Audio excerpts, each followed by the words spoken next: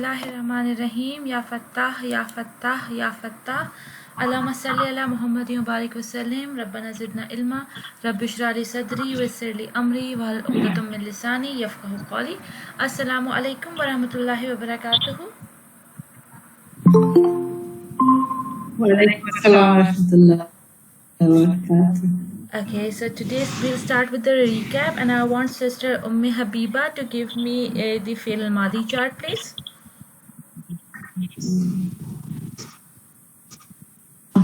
Okay. Madi chart. Okay. Huwa nasara, hum nasaru, huwa nasara, hum nasara, Huma nasara. Sorry.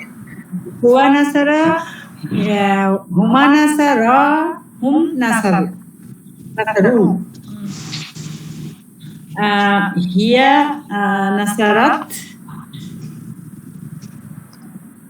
Huma. hiya nasarat, huma nasar. It's a feminine chart, so ta will come. Okay, yes. Hiya nasarat, huma nasarata, hum nasartu. Hunna. Oh, hunna nasarna. Okay. Hunna nasarna. Then anta nasarta, antum nasartum, Antuma nasartuma. First, antuma nasartum, antum nasartum. Anti nasarti, antuma nasartuma, antunna nasartunna. Ana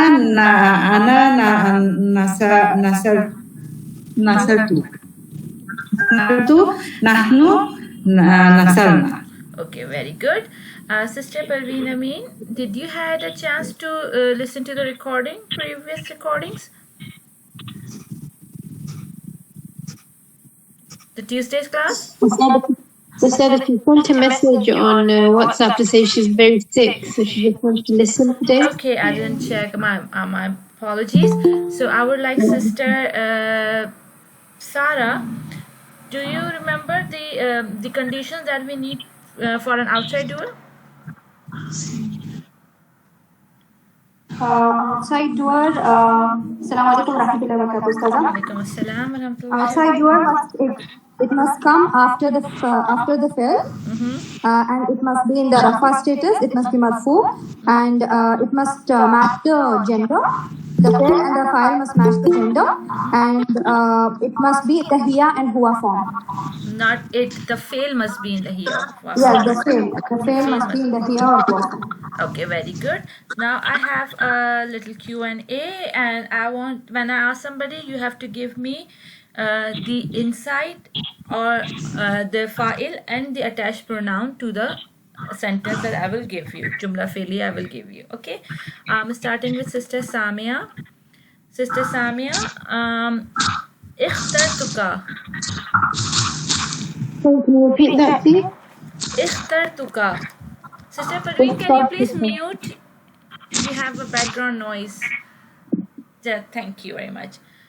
And you want me to do the chart? No, I want you to give me the inside pronoun, and you have to give me the fa'il and the maf'ul for it.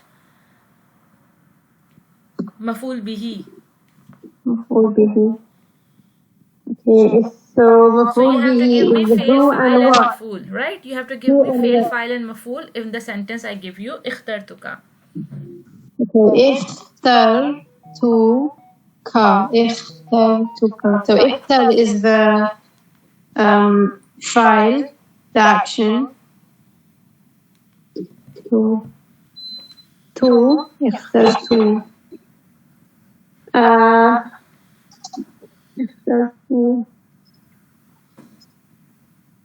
I don't know why I'm struggling.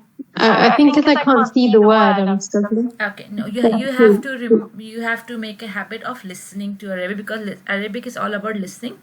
So when I'm saying ikhtartuka, first you have to identify the fail, and since there is no outside doer, so doer is inside. So when you identify the fail and file are easy to spot. So the fail in ikhtartuka, what is the fail and what is the attached part?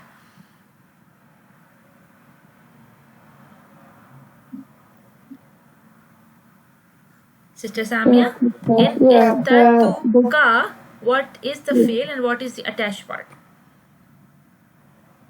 I think the ikhtartu, Yes. the ka has a fatha on it. So that's the... Because you know we do not have any variation in fail madi where we have a ka ending. Yeah, so it's the fatha. No, Ikhtartu. ikhtartuka, when I'm saying ikhtartuka, ka you know is an attached pronoun, right? Anta ka. So Yeah. you should be able to listen to the sound and say ikhtartuka means ka is the attached pronoun. When I'm saying it to you loud that there is attached pronoun to it, so you'll be easy to spot that ka is the attached pronoun and our fail is ikhtartu Yep. and our file is inside, which is ana ikhtartu, ana nasartu, ana ikhtartu. So our file is ana, our fail is ikhtartu, and our maf'ul is attached pronoun ka maf'ul bihi. Alright, sure. Okay, I'll give you another one to try. Say faja'alna ha. فجعلناها. So there's no outside dua, so it's all in. So فجعلنا, the na is the we. It's an inside dua, we. Yes. And the ha, فجعلناها, is the attached pronoun, which is Maf'ul bihi. مفعول به is it here? Ha is he. He convert to ha. Ha who? His Oh, attached pronoun is he, ha. So you say fa'il is our nahnu, fail is faja'alna, and maf'ul is ha. Right? okay. So I say fail is First fa'il, then fail, then maf'ul. fa'il is na, Nahnu. fail nahnu. Okay. Fa'il is nahnu, fail is faj'al. Na. Faja'alna. فجعلنا, and مفعول به is ha. Okay, good. Sister Parveen Maroof, please give, if I give you a jumla failure, you have to give me the fail, file and maf'ul, right? Khalaqnakum. خلقناكم. File is نحن na. Fail is خلقنا. Kum is attached pronoun and maf'ul bihi. Very good. Very good. Sister Hodma. Yep. Wajadtumuhum. وجدتموهم. Wajadtumuhum. Okay. وجدتموهم. جدت is that أنا is the فاعل. Okay. How do you find what is the ending for ana? نصرت وجهت. But I didn't say wajadtuhum. I say wajadtumuhum. Wajadtumuhum.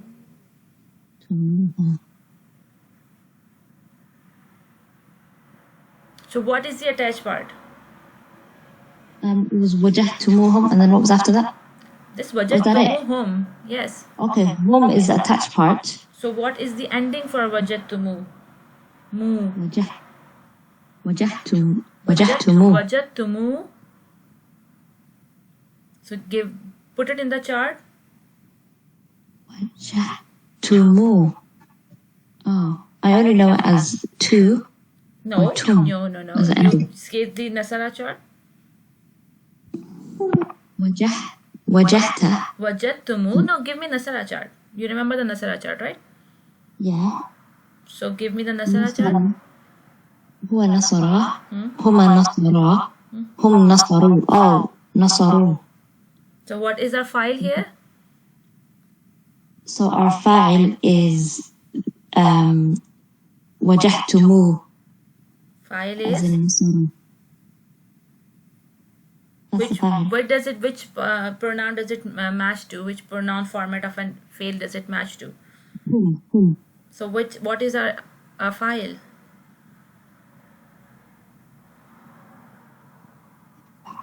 The Inside file we're talking about. There is no outside file, right? What is the inside file here? inside fa'il would be hum. So yes, when I say file, that means the same, right? Okay, yes. File is home. Fail is So the fi'l is wajahta. wajadtumu. You know when you're saying the fi'l, do you say it just as nasara, like the basic, or do you say the whole thing? No, when you say fail has a file inside it, and then you are identifying the file because of the ending sound or the Okay. ending haraka, right? In wajadtumu, the fail is Wajahtumu is wajadtumu, a fi'l. and the file is hum. File is hum, the fail is wajadtumu, and maf'ul is Hum. hum, the attached pronoun hum, right? Yeah. Okay. Sister Raisa, Yes. ataytumuhunna. Taytumuhunna.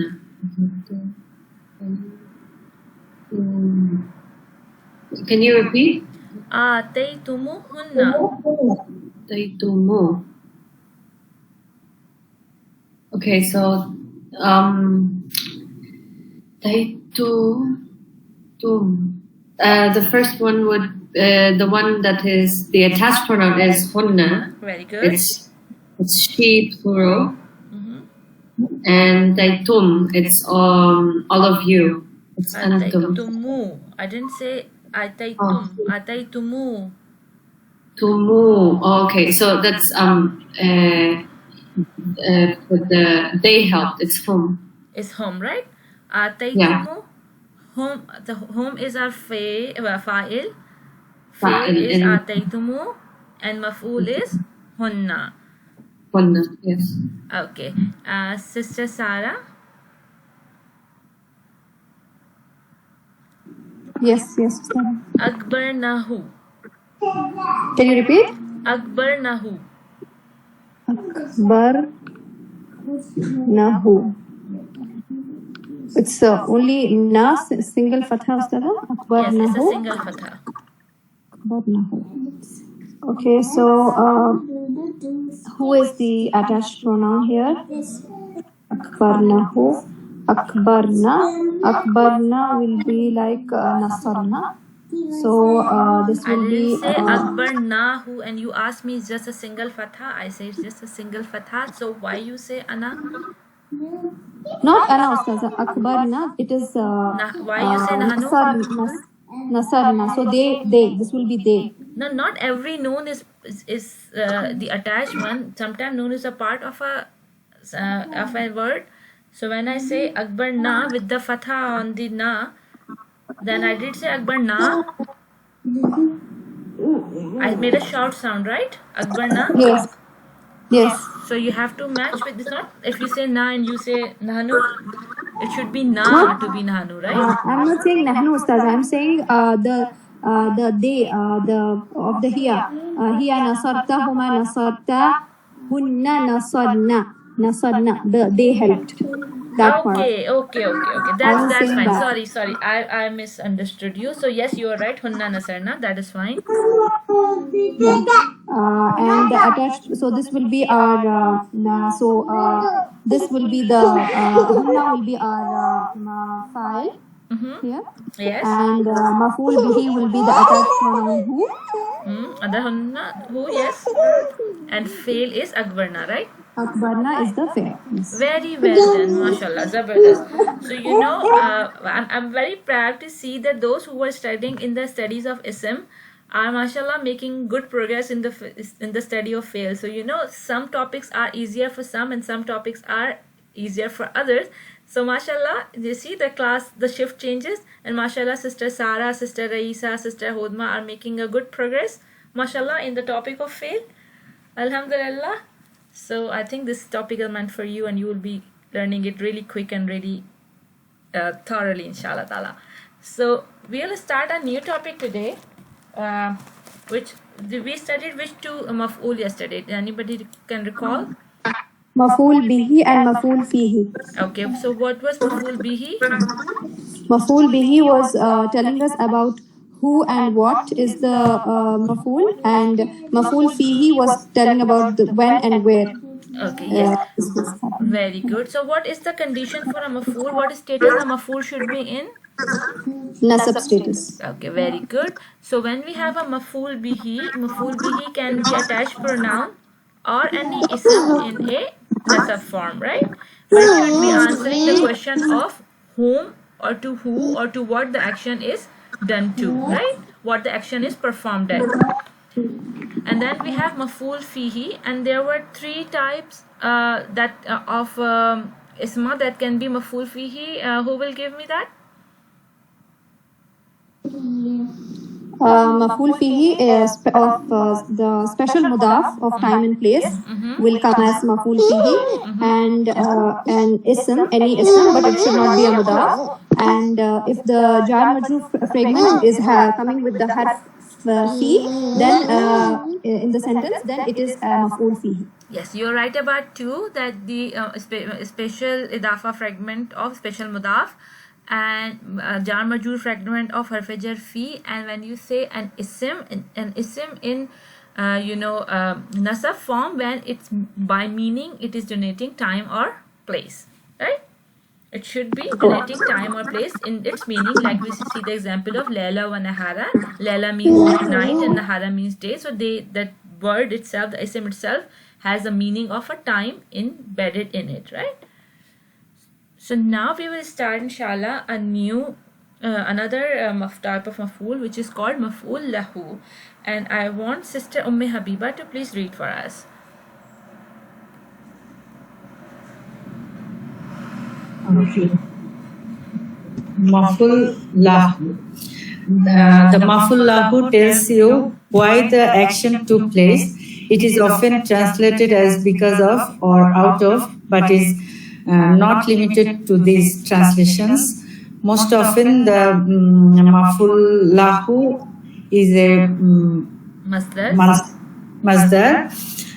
We will learn to recognize a masdar when we study sarf. Inshallah. Okay.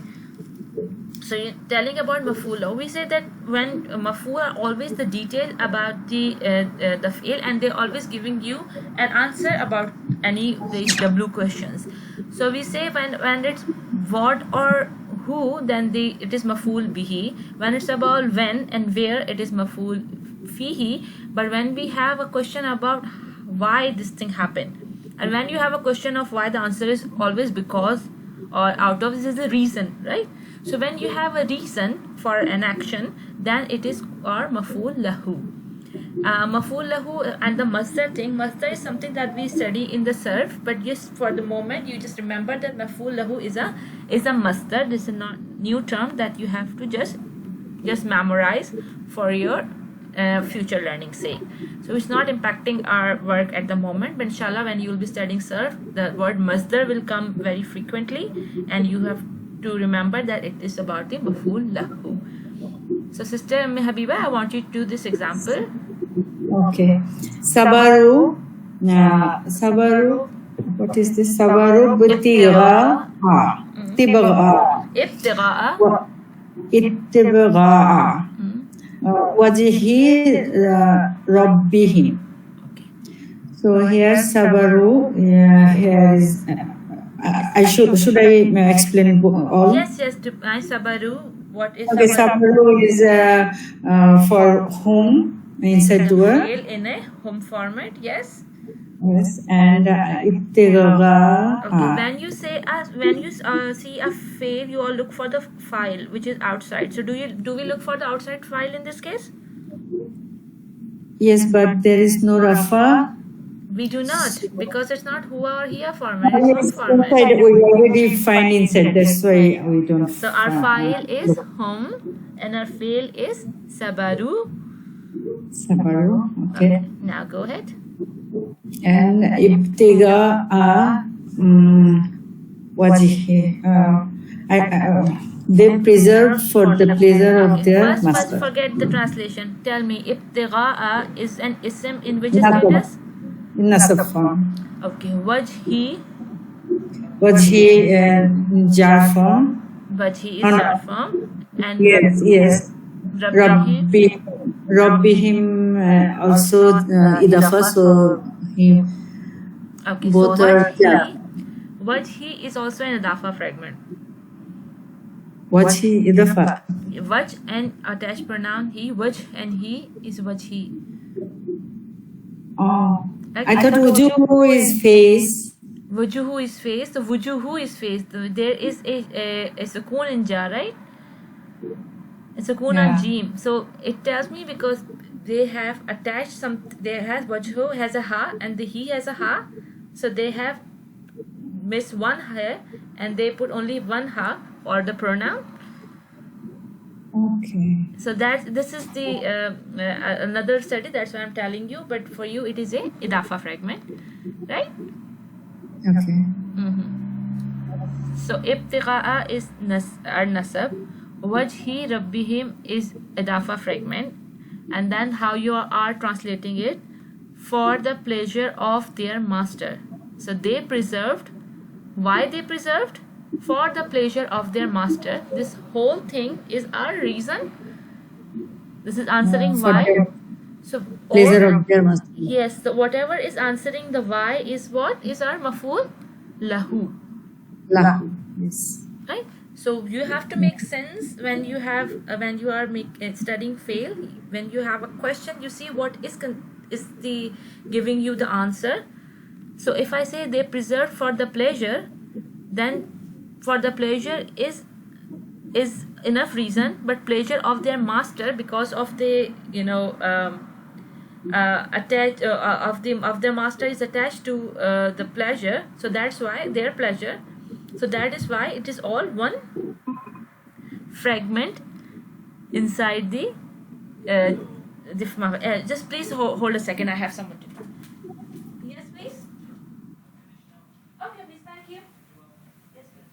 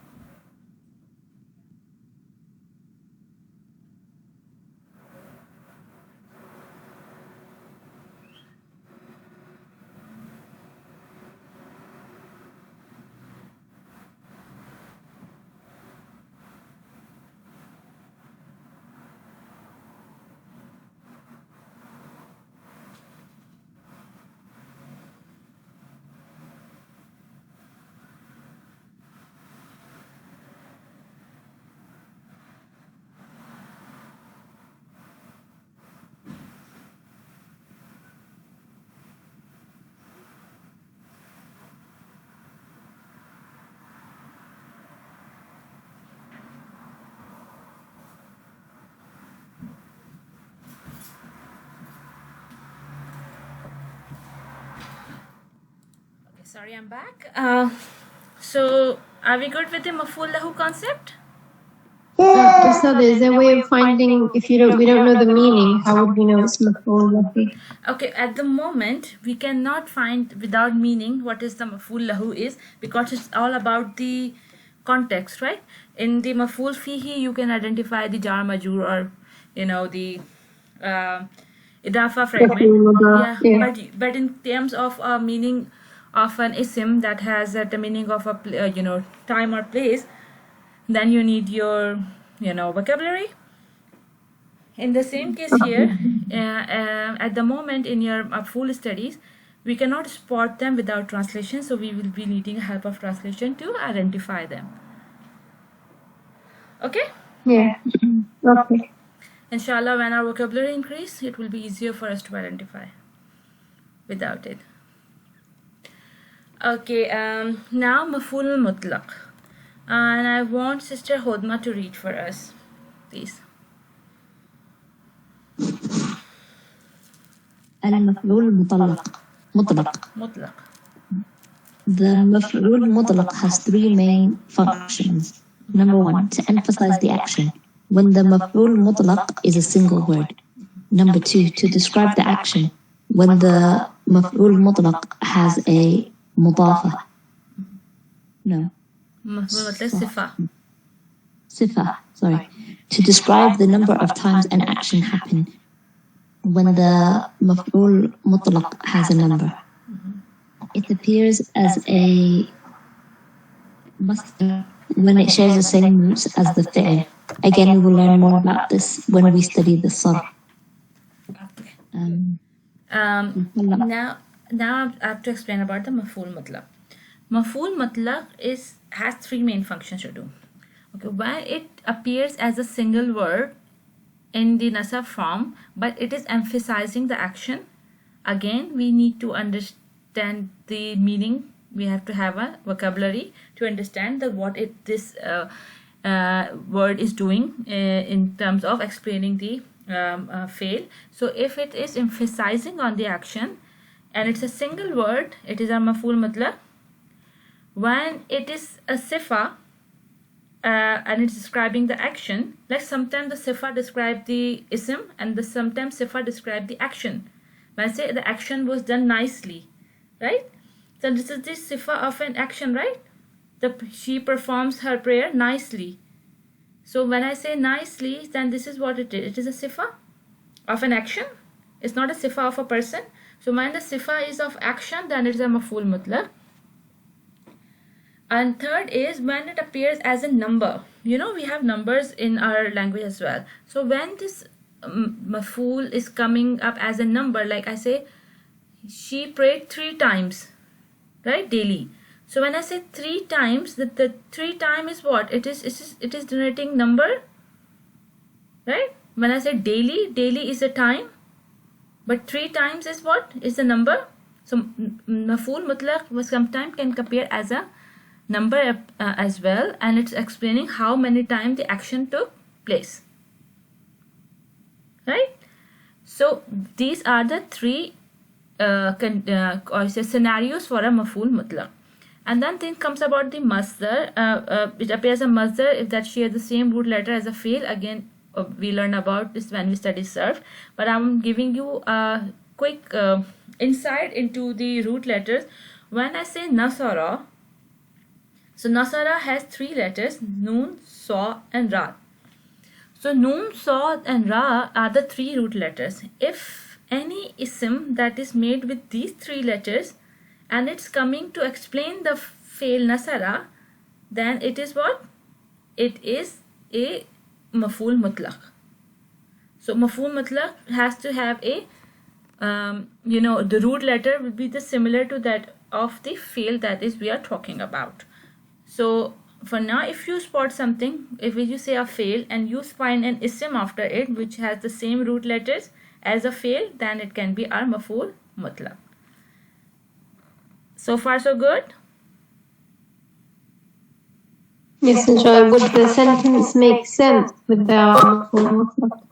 Okay, I know we will do the sentence, we will see example, we will see, but I know there's a lot of memorizing to do in terms of maf'uls, because since we are not familiar with it, when we'll be doing more examples it will become easier, but at the moment you have to remember all this the conditions or all the tips they have given you about identifying the maf'uls, and then this will help you inshallah.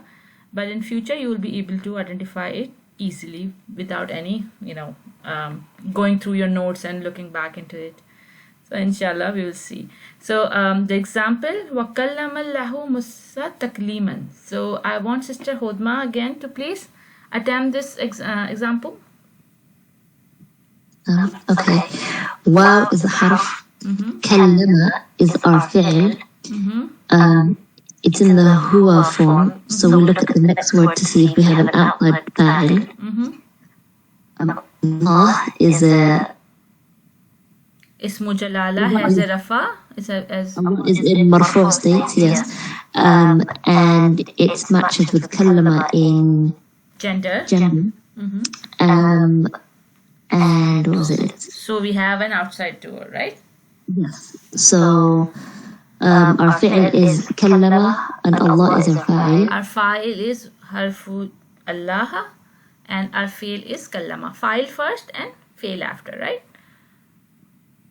Also, we say our fa'il is Allah and our fi'l is kallama. Yes, our fa'il is harfu Allah and our fi'l is kallama. Harfu Allah. Yes, we say harfu jalala or harfu Allah because we do not say Allah is a fa'il, right? It's a disrespect. Oh, We say the right, harf right, Allah understand. in this sentence is it's just out of respect. Left is Allah. Lafzu No, jalala or lafzu Allah, right? Yes. And then Musa, I'm not sure if that is. Musa can be And- in Rafa Nasab Jar state, right? Yeah, it's not flexible. non-flexible. So when Taklim. I say wa kalamallahu Musa, so wa kalama means to speak. Kalama means to speak.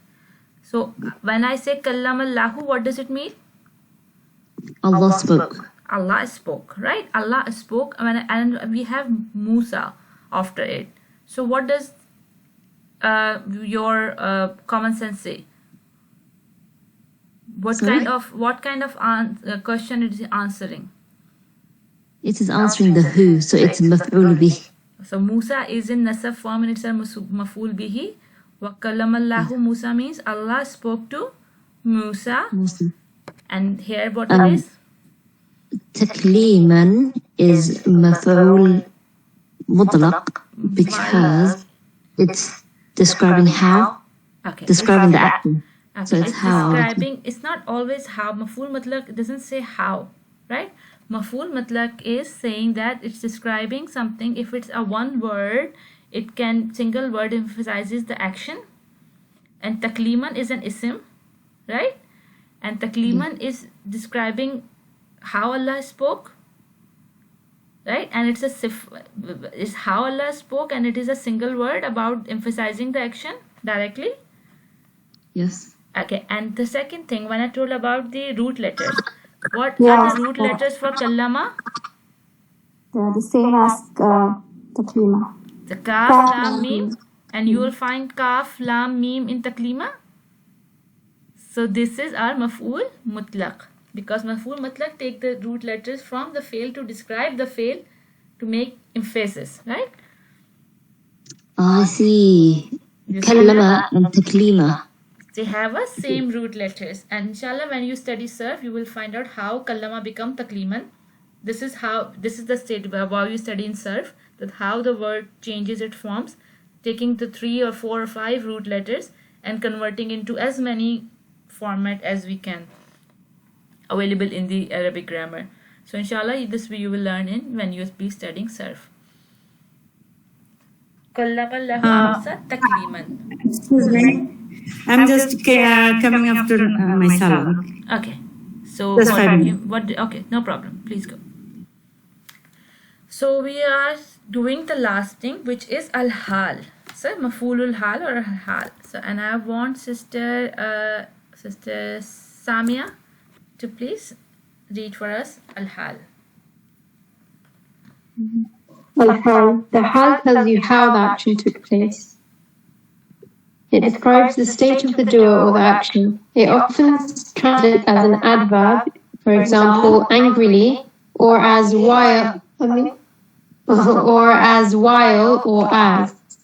Not limited to these translations. But it's not limited to these translations, right? When you are saying something is we are describing how, then you are obviously describing it as what? As an adverb.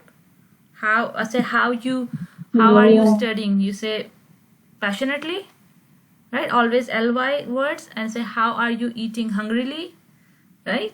How was he moving fast, right? So the adverbs are mostly giving you the reasons of how, right? Answers to the how. So our mafulul hal is something that gives you the action, the detail about how the action took place.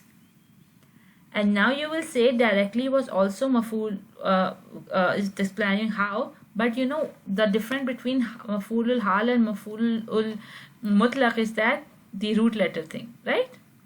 When we have a matching root letter and it's emphasizing on the action.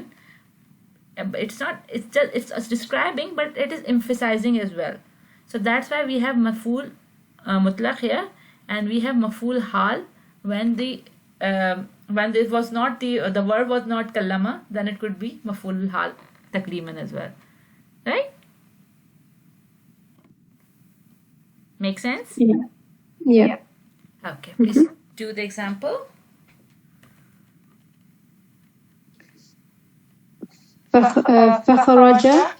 فخرج منها خائفا. So فخرج is the fa'il, and there's no outside doer, so the inside doer is he. Minha is idafa fragment. Yeah, minha is idafa fragment. Well, min is half of nasab. And ha is Min is not a harf and nasab. You're right, min is a harf, but it's not a harf and nasab. Oh no, it's not. It's jar. Yes, it's a harfu jar. Harfu jar, and ha is the majrur fragment. And then khaifan is the masdar. No, it's not a masdar. You say khaifan is an ism in nasab form. Okay, khaifan is the ism in nasab form, so This can be a maf'ul. that would be the maf'ul hal. It is can be a maf'ul, and we look at the meaning of khaifa, and khaifa means fearfully. So it is an adverb, right? Okay. And khaifa and kharaja does not match in root letters, right? We say kha, but we do not have ra and ja here. So it is maf'ulul hal, not maf'ul mutlaq. So it's not the three, so it's not an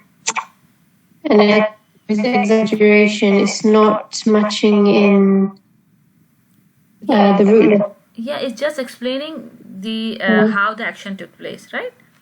So fakharaja, And it's not a number. If it was like a number, then it would be maf'ul mutlaq. Like if it and was maf'ul mutlaq if it has a number in it, yes. So when I'm explain to you, the fearfully is an adverb. Why the adverb get confused between hal and mutlaq? The two are completely exclusive thing. But when we have a adverb, but if root letter matches with the fail, then it's maf'ul mutlaq. And if its root letters are not matching with the fail, then it's a normal maf'ulul hal. Okay. Okay. So fakharaja means he left. Fa is an harfi ataf then. Kharaja means he left. Kharaja means to left, and it's huwa format, so he left. Minha, from it. Khaifan, fearfully. So he left from it. He left fearfully. Right. What is minha is? Somebody's microphone is on. Yes, echo. So minha is something that we're gonna study. What this jar majroor fragment is doing in this sentence. This is called muta'alliq bil fi'l. We have muta'alliq bil khabar, right? So we have a muta'alliq bil fi'l, but we study it after maf'ul hal, inshallah. Sajah, can't it be maf'ul fihi because it's jar majroor form? Does all jar majroor form makes maf'ul fihi? Oh no, it has to have the fi. Yes. Yes, the name suggests fihi, right? It has to be a jar majroor fragment of harf jar fi. Sorry. Okay. Now I want sister Sarah to do one qalabu saghirina. Can I ask a question as well, please? You know, the minha, can I be a maf'ul bihi here because you left from it? No. Maf'ul bihi has to be a sim in nasab format, right? And we have a jar majroor fragment here. It is called muta'alliq bil fi'l that we will study just after this example, inshallah. Okay. Sister Sarah, please. One qalabu.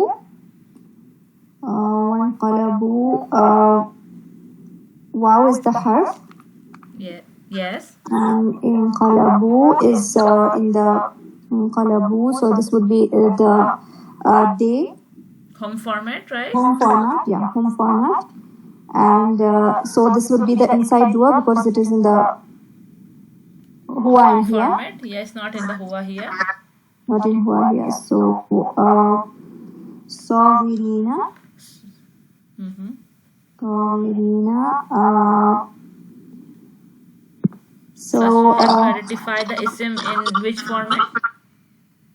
صاغرين إينا, so this will be nasab or jar. So no reason to be jar, so it is No nasab. reason to be jar, so nasab, okay. Because we have no reason to be jar, right? We do not have a harfi jar before it, or neither we have a idafa fragment, right? So there is no Yeah. reason for it to be jar. Okay, so nasab, okay. It's in nasab status, right? Now you tell me anqalaba means to return. So what Okay. does anqalabu mean? They return. They returned. And sagrina means belittled, right? Or you say humiliated or whatever, belittled, right? So what belittled is giving answer of which question? How they return? How did they return? Right? How did they return? So we have belittled is our adverb, is explaining the how. Yes. So And this also is the our two maf'ul. words are not matching with the fail in qalabu, so it is maf'ul al-hal. Not maf'ul mutlaq, right? Not yes. Okay. Now I want Sister Parveen Maroof to please read the note. Note that a Jumla failure does not require a maf'ul to be considered complete. There is no limit to how many mafa'il there can be in one sentence. Okay. So now when I say Nasara, is that a complete sentence? He helped? Yes. So for a Jumla failure to be complete, we need a file and a fail. And Yeah. sometimes the file is inside. So if I say a single word Nasara, it's a complete sentence. Yes, he helped. Okay, Yes. he helped is us. But when we have maf'ul, so we can have as many maf'ul as it is needed. It's not limited to 1, 2 or 3, because sometimes you have a simple answer to something and sometimes you have a many details attached to it, right? Like you say, he ate chocolate in the room. So when we are saying yesterday, so we are giving where did he eat, what did he eat? Chocolate. Where did he eat? In the room. When did he eat? Yesterday. So we have multiple explanation to the action, which is he ate, right? So the action can have multiple explanations. So that's why we can have multiple maf'ul, but we have to identify which type of a maf'ul there it is in the sentence. This concludes our topics of maf'ul, and I want Sister Parveen Maroof to give me a quick recap about the maf'uls that we have studied so far. There are 5, right? Yes. First, we studied maf'ul bihi, then maf'ul fihi, and then maf'ul mutlaq, and then just now we were doing maf'ul hal. Is that 5 then? Then you forget maf'ul lahu. Oh yes, sorry, maf'ul lahu, Okay. yes. Easy to remember. The first three maf'ul has jar majroor fragment in their name. Maf'ul bihi. What is the bihi? Bihi is Jar majroor, yes. maf'ul fihi. It's a jar Jar- majroor. Maf'ul Yes. lahu. What it is? Jar maj- So give me the meaning Jar- of maf'ul bihi. Bi means with it. with it. With Maf'ul it. with it. Maf'ul Yes. fihi. Maf'ul in it. In it. And Yes. maf'ul lahu. For it. Maf'ul for it. So you Yeah. know these are easy to understand when you understand them. Yeah, that's a nice tip, Jazak. Then we have a maf'ulul hal, which is explaining how, and then Yes. we have maf'ul mutlaq, which is emphasizing, which can be number and which can be an adverb which has a common root letter with the fail. Okay, Right? yes. So these are 5 kind of maf'uls that we have studied. So we are going to study something else new today. Sister Habiba, are you back? They're not bad. Yes, yes, Are yes, you bad? yes. So, okay, I want you to. So, does this recap help you? Yes. Because yes. I did the recap because you were gone, so I don't want to move ahead since you missed it. Okay. Yeah. Okay. So you will just check the recording for this part that you missed, and you will understand it, inshallah ta'ala, better. So I want you to read al-mutalliq bil fail, please.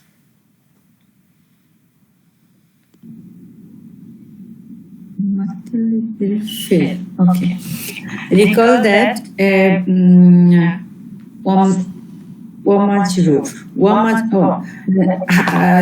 jar majroor within a jumla ismiya, it labeled as a Mutaliq bil khabar. mutaliq bil khabar within a jumla failure, and jar majroor is labeled as mutaliq bil fa'il. Fail. Okay, stop here, please. Fail. We studied jumla ismiya, and we say that our mutaliq bil khabar is what? A jar majroor fragment or a special dafa fragment, right? So here again, if we have a jar majroor fragment in a jumla failure, this is called mutaliq bil fail. So that jar majroor fragment in ismiya was mutaliq bil khabar, and here it is mutaliq bil fail. The harf fi should not be there. Yes, just minus the harfujar fi, because harfujar fi is maf'ul fihi. Other than that, whatever the jar majroor fragment you spotted in jumla failure, it is our mutaliq bil fail, which mutaliq means related to, associated with, or about, right? So mutaliq bil fail is something that is related to the fail, right? Like the mutaliq bil khabar is something related to the khabar. Similarly, mutaliq bil fail is something related to the fail. Okay, now please continue with there are many. Oh, where? There are many. Second line, last part. Labeled as means related to or associated with. Oh, there are many af'al that are associated with a harf. For example, nasara, which means nazara, not nasara. nazara. Okay, nazara, which means to look, comes with ila. So if we wanted to say he looked at him, we would say ilayhi. Nazara ilayhi. Right? Rather than nazarahu. Okay. There are- Listen here. If I say nazara is a fail in huwa format, right? If I have to say it, which means nazara means to look, and when we say nazara means he looked, right? And if I have to say he looked at him, if I say nazara, and if I say at him, if I put nazarahu, so he looked him, right? It doesn't match looked at him. To put at him, we need what? A harf, which is harf jar, ila. So ila, so when ilay will become ilayhi, because for him is attached pronoun is he. So we will say nazara ilayhi, which means he looked at him. Okay. Right? So when we say nazara ilayhi, our fa'il is huwa, our fail is nazara. There is no maf'ul here, but we have what? Mutaliq bil fail, which is ilayhi, because it's a jar majroor fragment. Yes. So similar as we study jumla ismiya, we say it can have khabar, and we can have mutaliq bil khabar, or we can have both. Yeah. So here we can have a mutaliq bil khabar, and we can have maf'ul in a sentence, or we can have either one of them too. Either we have maf'uls, or either we have mutaliq bil khabar, or both of them in a jumla fi'liya, right? Okay. So the thing is that huruf that are associated with a fa'al do not always have to be translated, right? Sometimes when you are translating, you skip the huruf, you do not translate them as you have studied their meaning, because the huruf change their meaning according to the sentence they are put into. So I want sister, yeah, Habiba, please go with this example. Nazara ba'duhum ila ba'din. Nazara ba'duhum ila ba'di. Nazara is he looked. So huwa form. Then if we look for the outside door, ba'duhum, ba'du Is is Rafa. special. Ba'du is Rafa, right? Yeah, Rafa. But it's also special idafa, no? Bada foqa. Bada, we have bada in the foqatata. We have Maybe bada. dal. With dal, not maybe. No? Yeah, I think with dal. I think I'm just trying to recall bada foqa. Yes, that's baidia is with dal, not da. No. Yeah. No. Okay, then badu is here outside door, and baduhum is jar form. Baduhum, yes. So what fragment it is? The idafa format, Okay. and this This jar. hidafa format is this full hidafa is our what is Jar. the jumla failure? What's the role of baduhum in jumla failure? Oh. You identified something that badu nazara is in huwa format and badu is rafa. Yeah, outside door. Baduhum is our outside doer, right? Outside door. Yeah. Baduhum bad means some. Baduhum means some of them. Some of them. Okay. And ila badi. We read that ila is a half. Al-Fujar. Yes, and badi is majrur, so it is the last one. What is it called? Mutalik bil fail. Mutalik bil fail. Yeah, okay. Mutalik bil fail. So did we spot any maf'ul here? Yeah, the mutalik bil fail isn't a maf'ul, no? No, mutalik bil fail is not maf'ul, right? Okay. There are 5 maf'uls and there is one mutalik bil fail, right? We don't find any maf'ul here. Yeah, so we have a file which is badahum, fail which is nazara, and our mutalik bil fail which is ila badin. So if I want you to translate like not your way, right? So first you put the file first. What does baduhum means? Baduhum, some of them Some of them looked. Ila is at. Badi. Some of Badi them. means some of other. Okay. Some of badin means again some of them, right? So some others when I say. So we say some of them look at some others. But if you want to translate it nicely, you can say they looked at each other. Okay. So this is how in Arabic the sentence looks like, but when you translate it in English, it will become they looked at each other. Right? So that's if you find something, but you have to put your grammar first and then you make sense of the translation, inshallah. Yes. Okay. Sister Hodma. Next one, please. Okay. Thumma means then. Sarafakum. So sarafa would be our fi'l. It's in the huwa form. So we look for outside fa'il. Hum is an attached pronoun. And so that would not be a fa'il. Very well done. So sarafa would be in the huwa state. Okay. The huwa would be the File. fa'il, and the sarafa would be the fi'il. So And the huwa hum. sarafa means a word to avert. So how do we translate sarafa? He averted. He averted. Good.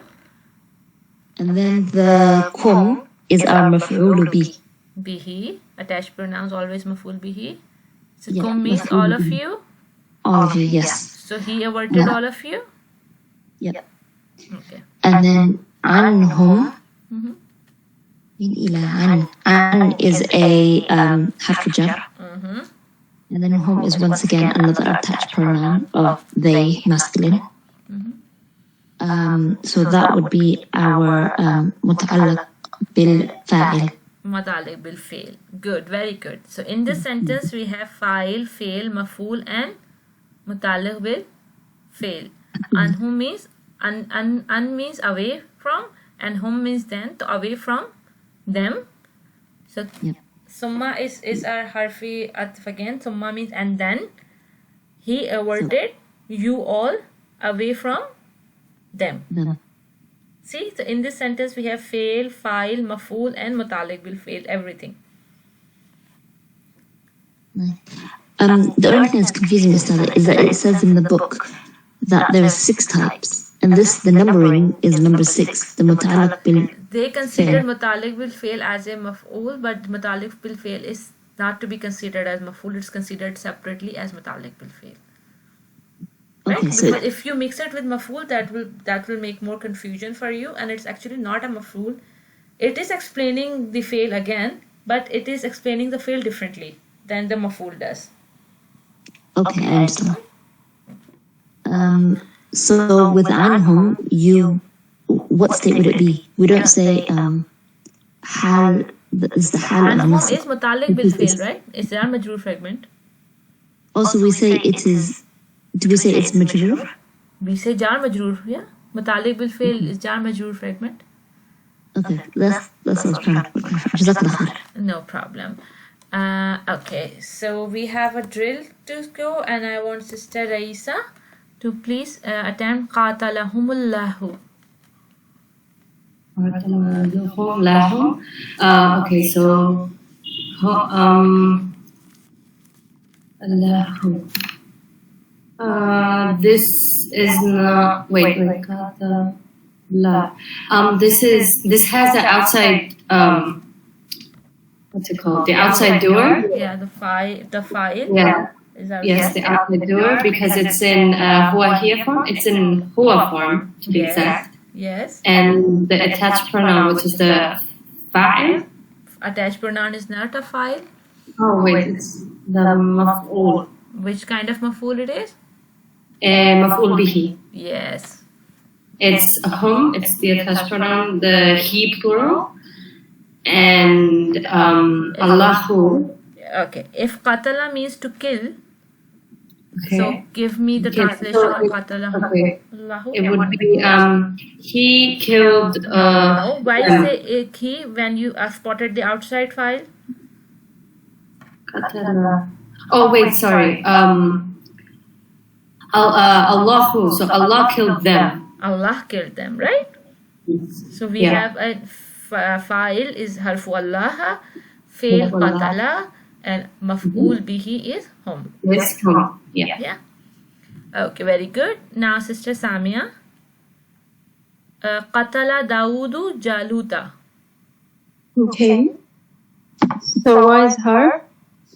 Qatala is the fi'l, and it's in huwa form. So we look for the outside doer. So Dawudu is in rafa status. So that's the outside doer.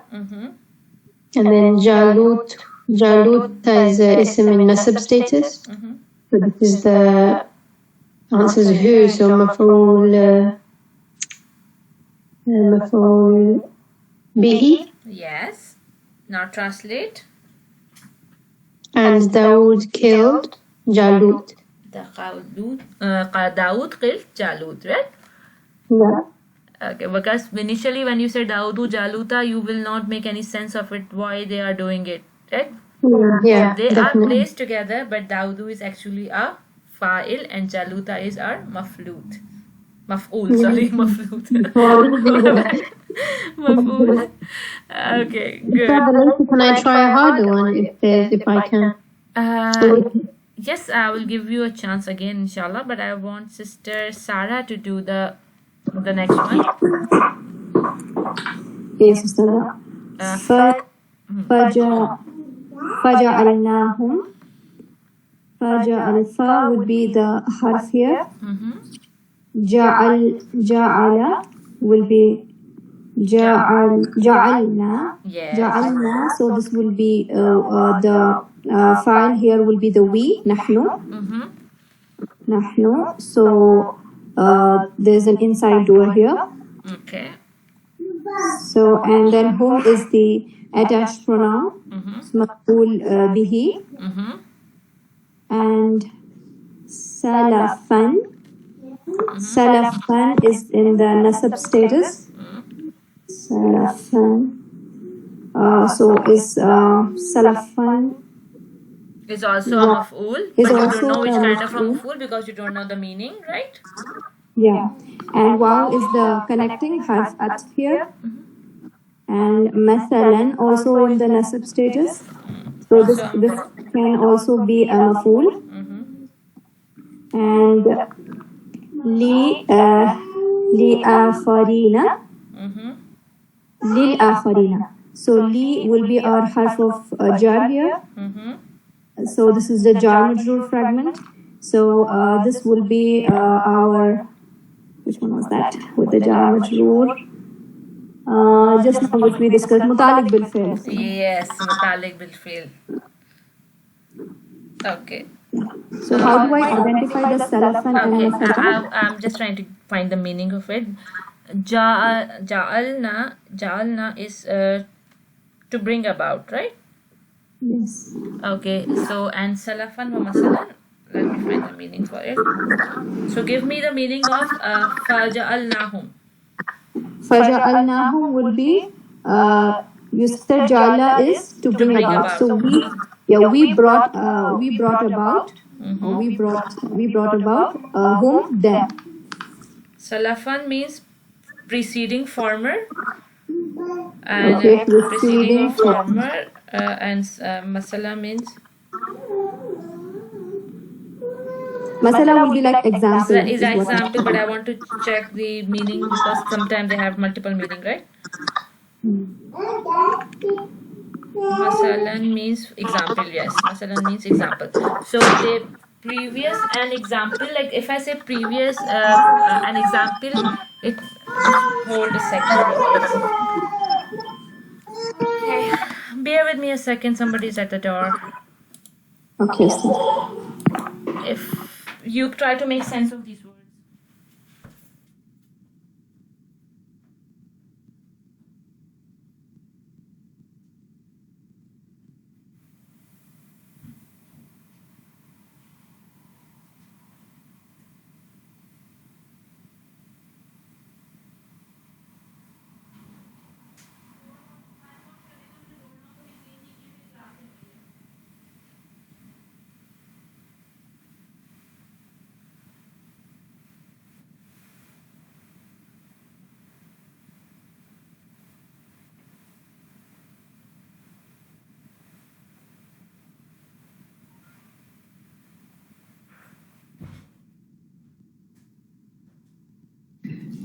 Okay. The Ustadas said that the maful bihi is with it and maful lahu is for it. And I forgot to remember maful fihi. What will be this? So you find the meaning of harfu jar fi and you will find the meaning of fihi, okay? I'm not giving you away that easy. You have to do some work for yourself. Either listen to the recording or check in your notebook what is the meaning of fi, li and bi. Okay, Sister Sarah, we were doing something. yes, Ustad. So did you make sense of it? Yeah, salafan looks like it's giving as of the preceding one. So it's giving it's an ism which is describing the time here. So it can be maful fihi. No, because what this makes, because we have wa here, right?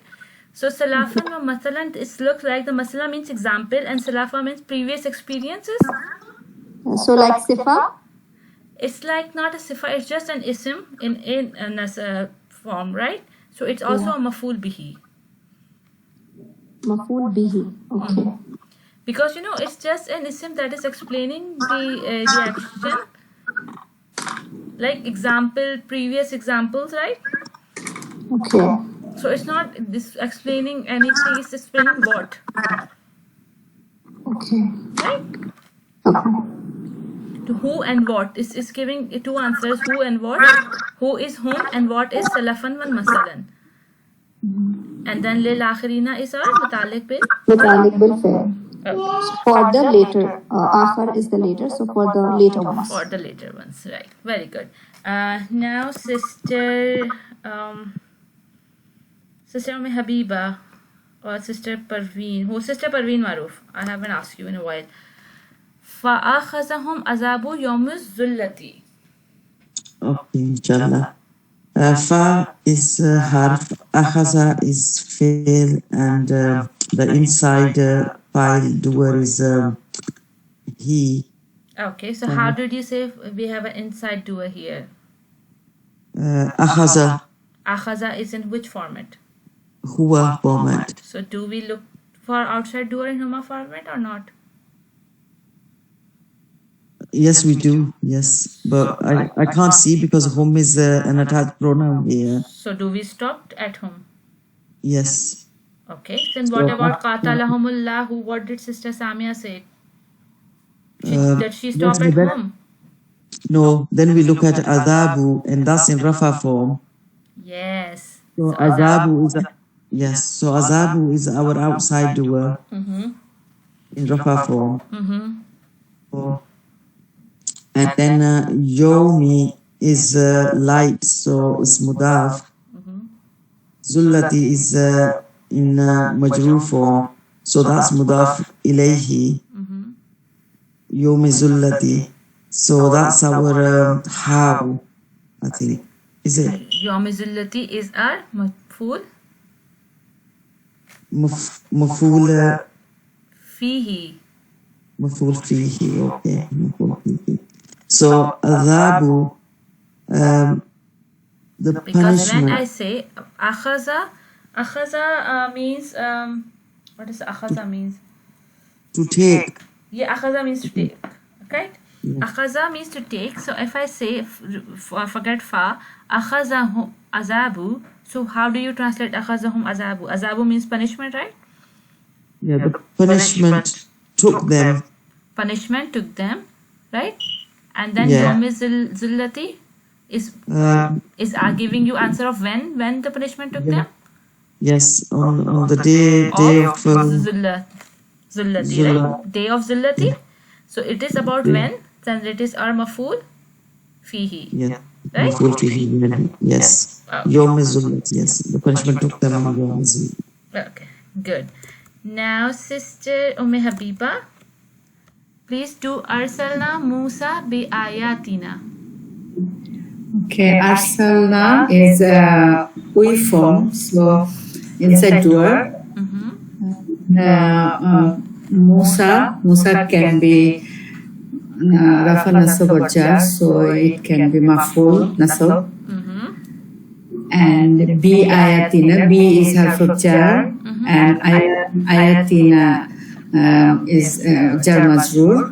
So it is mutalik bil fail. Very good. If I say arsala means to set down. So what does arsalna Okay. means? We send down Who we sent down? Musa. So what is Musa here? Which kind of maful it is? Maful bihi. Okay.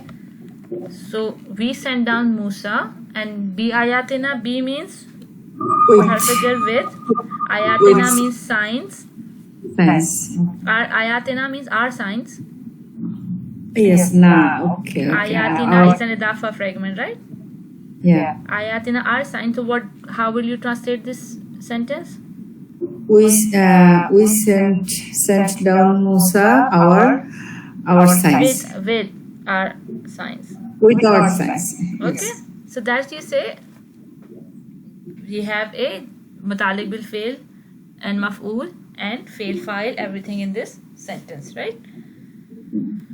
Good. Now I want Sister Hodma to do wadakum wadal haqqi wa adattukum fakhlaftakum, which is very difficult, and I want Sister Samia to check what she's doing, right? So in this way, you both will have a chance to work on this ayah, part of the ayah, sorry. Okay. Oh, this is so bit wrong. Okay. Wa'ada is the wow part of the word. Yes, wa'ada means to promise. Okay. So wa'ada is it's the huwa form.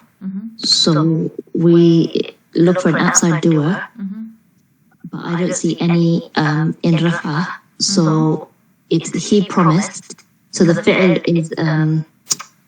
is wa'ada and the fa'il is huwa. Kum is the maf'ul. Yeah, fa'il is huwa. She's right, sister. Sister Samia? Oh, so the kum. Fa'il, how the fa'il can be kum?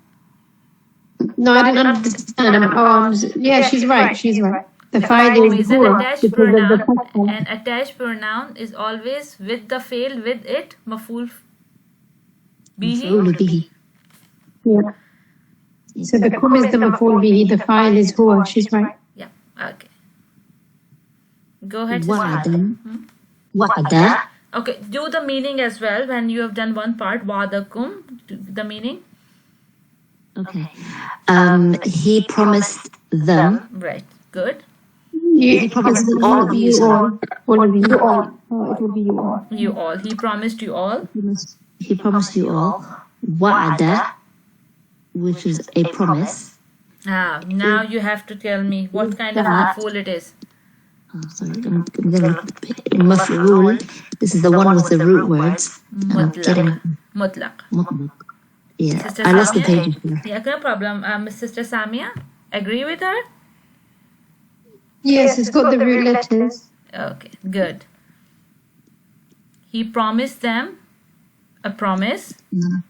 So he promised them a promise. Haqqi, Al-Haqqi. al-haqqi. So do you see any connection between Wadal and Al-Haqqi? Wa'ada haqqi. No.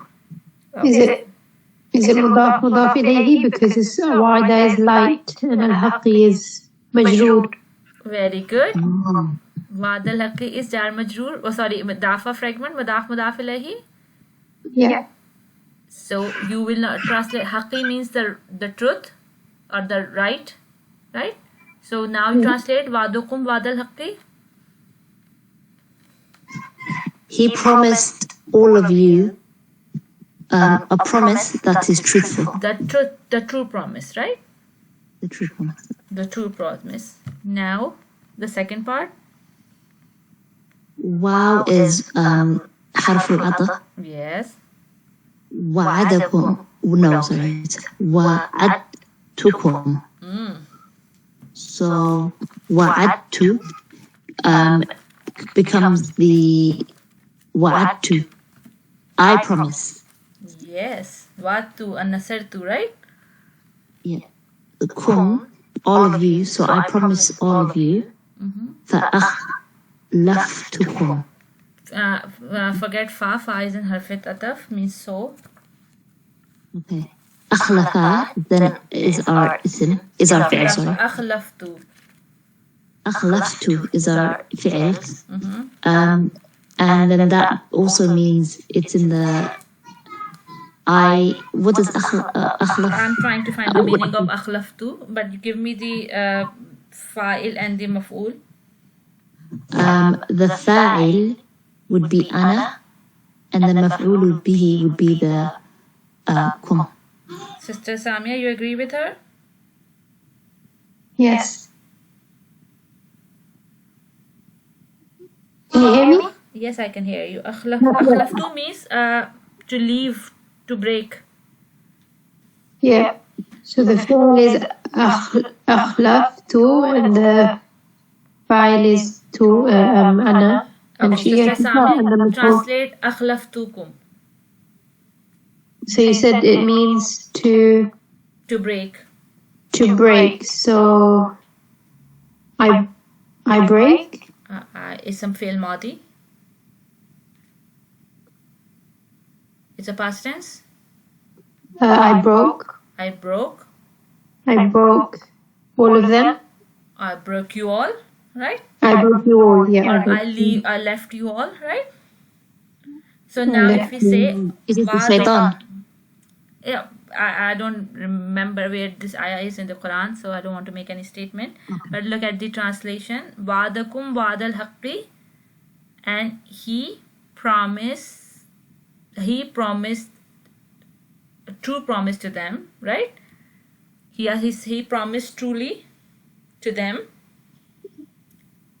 and wa'adatukum, I promised them, fa'akhlaftukum, and I left them, right? It looks like I promised to you. I all. left you. I promised you all, and I left you all. It looks like that is this shaitan saying that I promised you all, and on the day of judgment, that promise of Allah was the truth, was the promise of Haqq, and my promise was something that I left you on the day of judgment, right? Yeah. It sounds like that, but wallahu alam, I don't want to make any comment since I'm not sure about. So, Ustad, the al-Haqqi describing the wa'da, the promise. So it's the Wa'd al-haqqi is a one part, right? Wa'd al-haqqi. If you say wa'd al-haqqi as a maf'ul lahu, maf'ul fihi, right? Wa'd al-haqqi, which cannot be a maf'ul fihi, but it can be a maf'ul lahu. But you know, wa'da is having a root letter of a fail wa'da, right? yeah. Wa'ada and wa'da, which one with the harka on an and one with the not the harka with an, with sharing the root letter, so we can say that this is a maf'ul mutlaq, right? Yeah. So then we're then, because that's a maf'ul mutlaq, then we're just saying, okay, then the wa'da is the mudaf, al-haqqi is mudaf ilayhi, so that's the relationship between them. Yeah. Okay. So both of them would be the maf'ul mutlaq. Would it be Ustaza? Yes, Or we cannot al-haqqi have would be anything the- in isolation when they are part of a fragment. I've always said that, right? When there's something is a part of a fragment, they are considered as one bucket, right? It can't be al-hal because it's like describing, it's like truly, so ly adverb. No, wa'd al-haqqi means the true promise, right? It's not truly or you know, some or happily or something like that. It's not like that. It's wa'd al-haqqi is a true promise. But I think it is. I think it should be Maf'ul maf'ul bihi. bihi. It should be maf'ul bihi. Yes, I was going to say that because it's the what. It is maf'ul bihi because wa'd al-haqqi. But since wa'da has a roof letters, you know, this is a bit complicated. So if you say maf'ul mutlaq or maf'ul bihi, the both make sense, right? Okay. That's too complicated for. I think why they put this example here because it's confusing. I will mark it as maf'ul mutlaq, and I can mark it as maf'ul bihi. That both will go. Okay.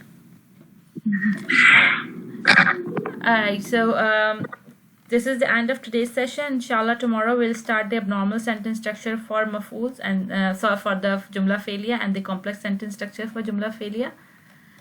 On Monday? Sorry? On Monday. On Monday, of course. Tomorrow means Monday, of course. So, so any question, anyone? I'm just ending recording because it's quite a long today. Shaitan Rajim, Bismillahir Rahmanir Rahim, Ya Fattah, Ya Fattah, Ya Fattah. Allahumma salli ala Muhammadin wa barik wa sallim. Rabbana zidna ilma, Rabbi shrah li sadri, wa yassir li amri, wa hlul 'uqdatam min lisani yafqahu qawli. Assalamu alaikum wa rahmatullahi wa barakatuhu.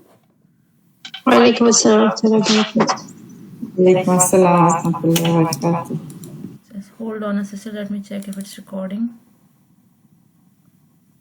But something just happened. So how was your weekend, everyone?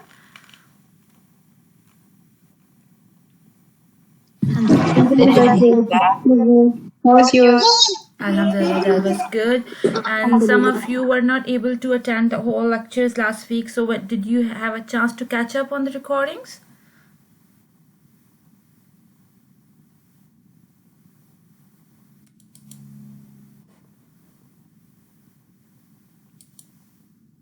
I listen. I'm the only one. Okay, that's fine. So meanwhile I'm checking on the recording because the app has just closed down on me. So I want Sister Habiba to give me the Fi'l al-Madi chart. Fi'l al-Madi chart. Huwa nasara, hum nasaru. No, huma nasaru, hum nasar. No, huwa, huma, hum, right? Yes. Hunna nasarna.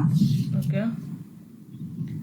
Then anta nasarta, antuma nasartuma, antunna nasartunna. No, and you have an anta chart, so there's no antunna in anta. It's a masculine. Oh, sorry. Antuma nasartuma, antum nasartuma. Nasartum. Yes. Anti nasarti, antuma nasartuma, antunna nasartunna. Ana nasartu, nahnu nasarna. Very good. Nasarna. Very good. Sister Hodma, I want you to give me the 4 conditions for outside file. The outside fa'il must come after the fi'l. It must be a marfu'. It must be in either the huwa or hiya form.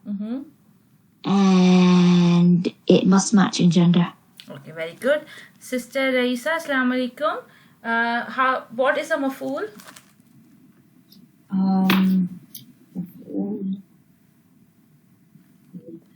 It's the detail. It's the detail about the verb of what's happening. Yes. Like when, what, why, and where. Those. Very good. Very good. Sister Samia, please. How many types of maf'ul have we studied? مفعول به, مفعول فيه, مفعول له, and then مفعول مطلق and مفعول الحال. Okay. That's 5. Yes, maf'ul al-hal. That was our last one. Sister Sarah, what is maf'ul bihi? My daughter is crying a lot. Okay, no problem. No problem. Sister Habiba, explain what is maf'ul bihi. Maf'ul bihi is who or what done to, and that is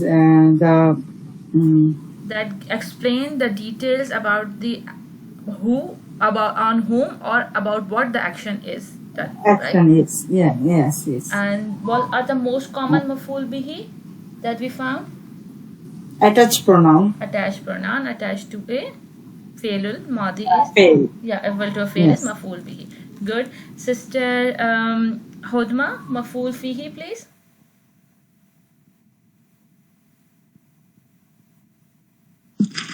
The maf'ul fihi was it said who or what?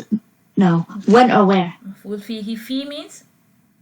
Fi means in. So in it, time and place. Oh, time. Yeah.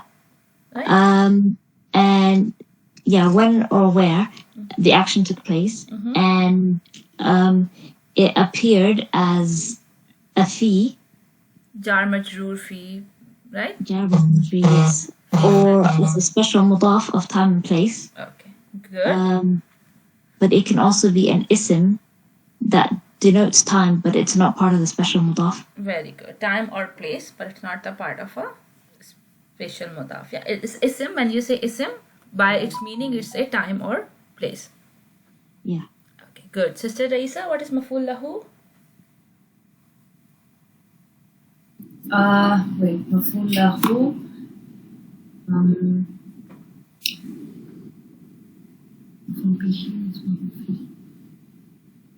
I forgot about what does the harf jar la means? Yeah, that's what I'm trying to think. The la. For. Oh yeah, so la means 4. So why it happened? Why it happens? Yes. Good. So like the reason behind the Action. the action, yeah. So Yeah. why they did it. Yeah. Very good. Sister Samia, مفعول المطلق. مفعول مطلق. There were 3 times when it's مفعول مطلق. When the مفعول is مطلق, it's when it's the 3 root letters are the same as the fi'l. Okay, root letters are same as the fi'l. Sometimes 3, sometimes 4 root letters, right? Sorry? Root letters. Just say root letters are same. Right? Okay, the root letters are the same. Yeah, sometimes it can be 2 or 4. Okay, but the root letters are the same. When when it's a number, like when it gives you the detail of how much. How many times an action took place? Okay, how many times an action took place? And one more. It's related to the sifa. When it describes the action, that how the action is done, when it's a sifa of an action, right? Not sifa of we studied sifa of an ism, like good, bad thing, and when it's sifa of an action, right? How the action is done, fastly, slowly, happily, angrily, right? Okay, so the sifa means, what does sifa mean? Describe. Sifa means quality. Sifa means quality, basically. Okay. Right? Sifa, like characteristic in terms. Okay. So it's a characteristic in English. So when you say characteristic of an action, so how do you say? It's an adverb mostly, right? Yeah. How the action is done. So when you're explaining how the action is done, it is? The sifa. Okay. Okay. Yeah. Okay, good. Sister Habiba, مفعول الحال.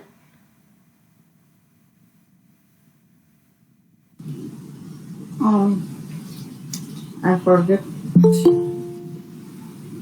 Maybe I was not present in that. Yeah, we studied when you were on a break, but you have to, you're supposed to recall that, right? Yes.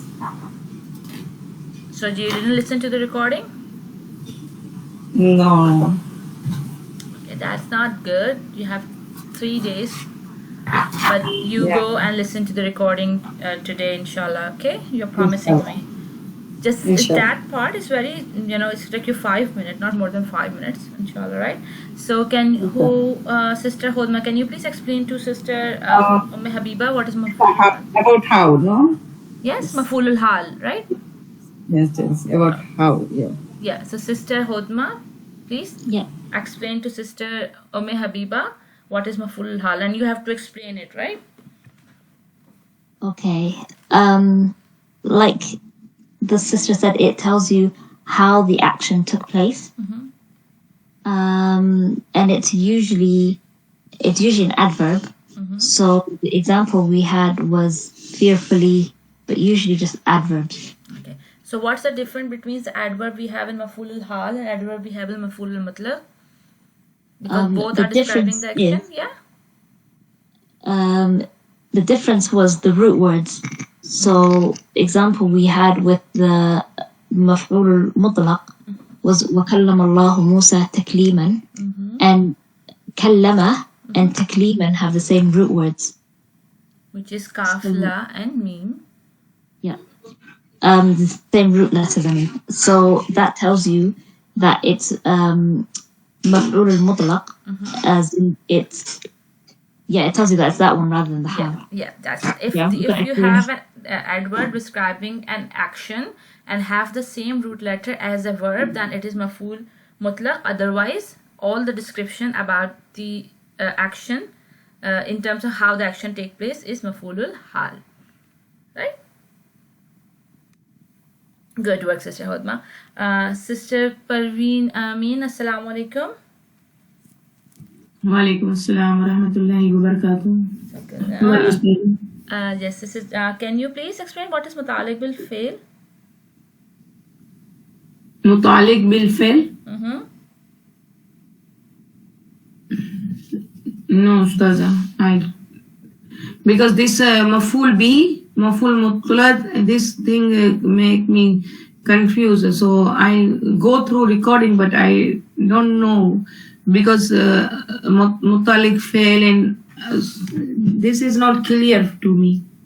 Okay. What is not? I say there are 5 kinds of maf'ul. Yeah, maful, yeah. So that's why I confuse him. So there is Bihi, maf'ul mutlaq. fihi, maf'ul bil fail, mutalik bil fail is not a maf'ul, right? Yeah. So mutalik. Mutalik. Okay. So now I want Sister Raisa to explain what is mutalik bil fail to Sister Parveen. Sorry? Please explain to Mutalik. Sister Parveen Amin that what is mutalik bil fail.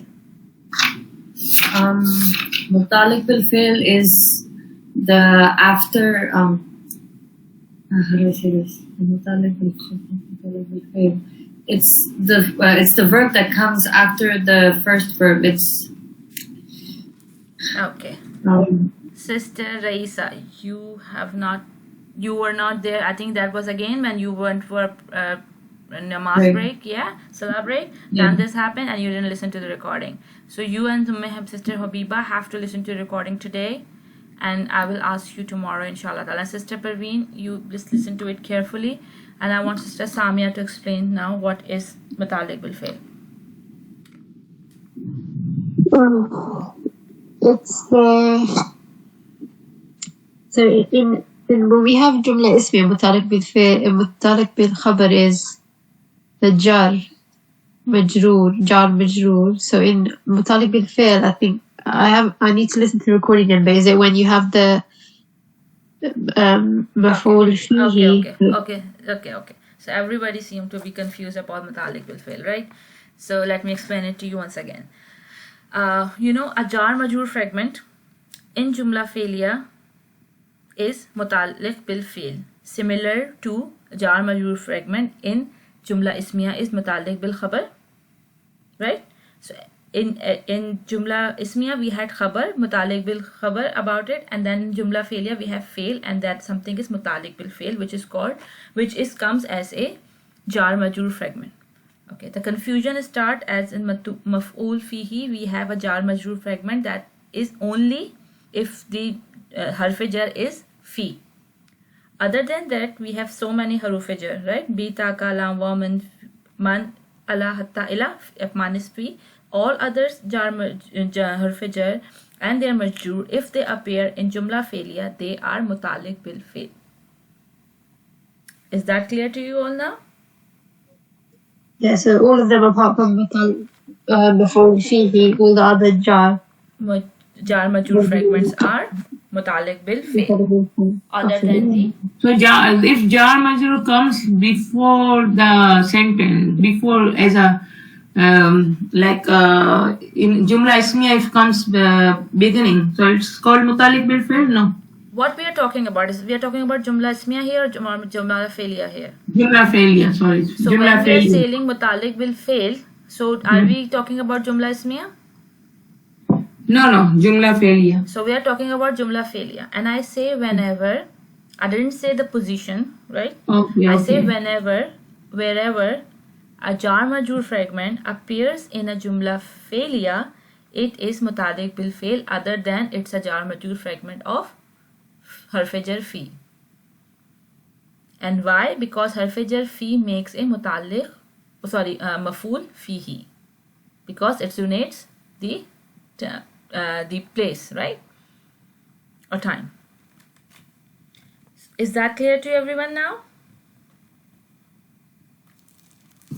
Yes, Mother. Okay, I want Sister Habiba to please repeat for me because she was not there when we had it initially. So is that clear to you now? And repeat what I said. Yes. The jar majroor fragments which appears in the jumla failure, other than the fi, all other harf of jar, if you make the fragment jar majroor, then it will be the mutalik bil fail. Very good. So okay, now we'll have a quick Q&A exercise, and then we'll start a normal sentence structure, inshallah ta'ala. So I'm starting with Sister Hodma. I'll give you a word and a jumla failure, and I give you the meaning of a word, a verb, and then you have to translate it, right? Ahalaknaha means to destroy. Ahalak means to destroy. And now you give me ahalaknaha. Ahalaknaha. أهلكناها.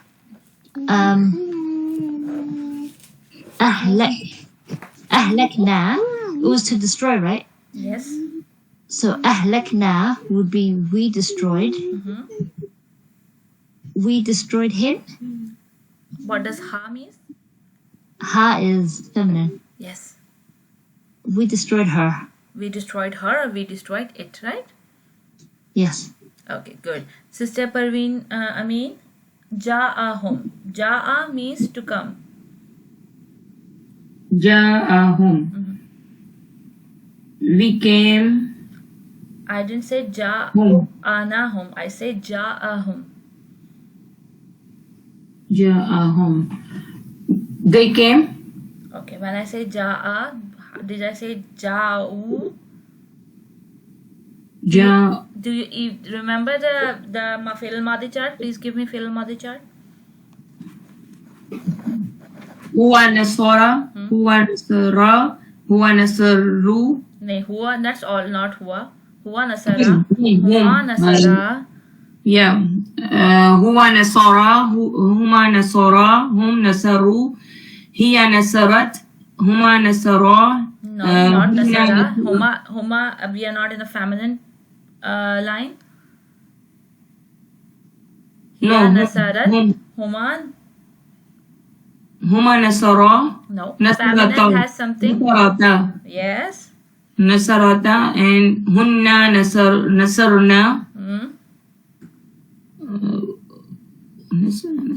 Nasarta, anta nasarta, antuma nasartumma, antum nasartum, anti nasartun, anti nasarti, antuma nasartuma, antunna nasartunna, ana nasartu, nahnu nasarna. Okay, now I'm sick. I'm telling you that Ja'ahum. Ja'ahum. So it's hum nasaru. So why hum nasaru? I say Ja'ahum. What is a fa'il here? Ja'a. Nasara. Nasara. The file is huwa. Yes, fa'il is huwa, right? Yes. So Ja'a means to come, then who To come, come. right? So what do you say? Ja'ahum.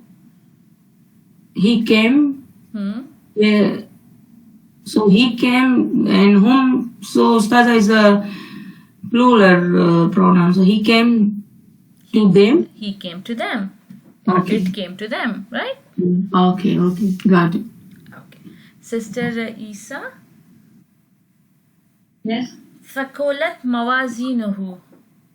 Thakolat means Thakola means to become heavy. Okay, so sakulat.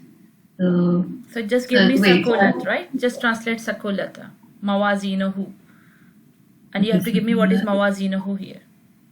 could you repeat sakulat or sakulata? Sakulat. With Sakun. Oh, sakulat. And the meaning is she. Where was the meaning? To become heavy. Sakola means to become heavy. So she became heavy. So She became heavy, but we have Mawazinuhu. Mawazinuhu. So it's Mawazinuhu. So it's an outside doer. Yes. So it's in here. Mawazin means parallel or equivalent, right? Mawazinuhu. So the attached pronoun is who, which is he. So it's he parallelly became heavy. Mawazinuhu. But you have to identify what is Mawazinuhu first, right? You say it's an outside file. Why? Good. But is that just an ism, or it's a fragment, or what it is? It's a fragment. It's a idafa fragment. Yes. So you have to translate Mawazinuhu first, right? Yeah. So how would you translate Mawazinuhu if it's a dafa fragment? it would be of him. So parallel of him or his parallel, right? Yeah, so his parallel became heavy. His parallel became heavy, right? Good Yeah. work. Sister Samia. Makkannakum. Makka means to settle to something, right? Makkaka. There is shadda. Makkaka. So makkana. So makkaka Makkana. means to settle, right? So makkana. Makkana. So na is we, so we settled. We settled. And then makkanakum. And then makkanakum. So that's is it maf'ul mutallaq? Because it's got the Okay, what is kum? mutlaq. Maf'ul mutlaq. what is kum? Kum is the attached pronoun, So how it is maf'ul mutlaq? so it's not. Okay. So what are Yeah, attached can pronouns? it be? If it's idafa fragment, can it be? No. We have to check if it's makkanakum. Makkana is an ism and kum is attached pronoun. So there is nothing else that we are talking about. If we have attached pronoun as a maf'ul, then which kind of maf'ul it is? If we have attached pronoun, maf'ul bihi. Yeah. So we just it's a simple verb sentence. Okay. So now, So the word, it was makkana Mhm. and makkakum. Makkanakum. So we settled. Kum is Yeah. you all. Yes. Yeah. Yes. So we settled you all. We settled you all. Very good. You all. Okay. Very good. Okay, sister Habiba. Oh, yes, sister Habiba. Mana'aka. Mana'a means to forbid, right? Forbid. Okay. Mana'aka. Mana'a is huwa mana'a Very good. and forbid. He forbid. Mhm. Kara. Kara is you. Yeah. He forbid you. Very good. That's good. Okay, so that was our recap from our topics that we did last week.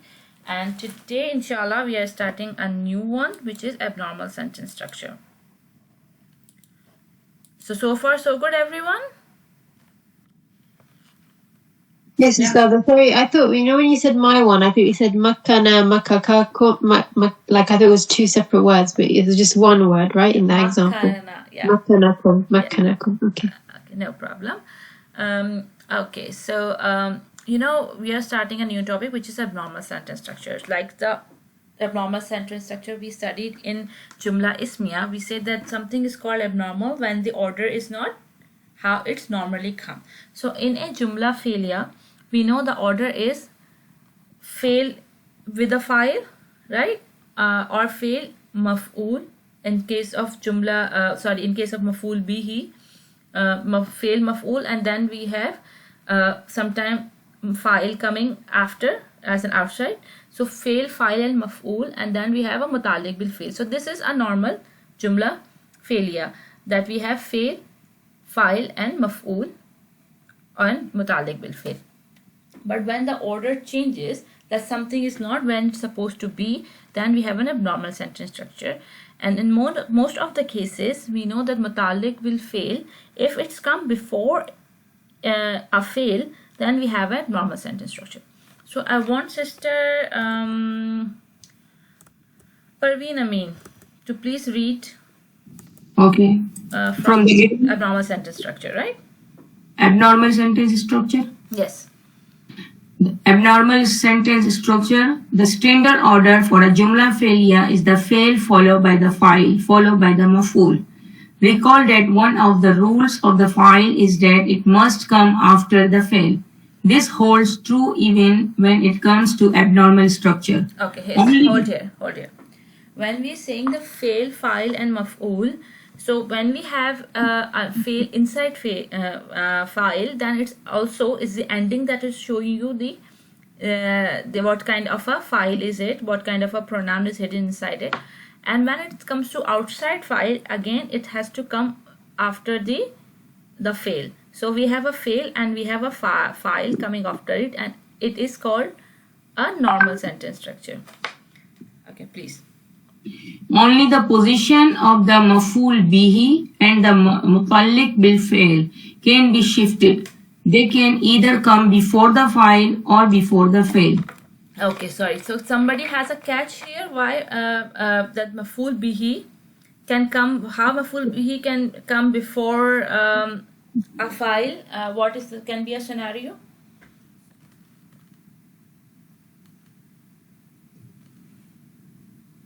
I just said when I explained initially to you, but who will give me how can maf'ul bihi come before a file, and it's a normal sentence structure?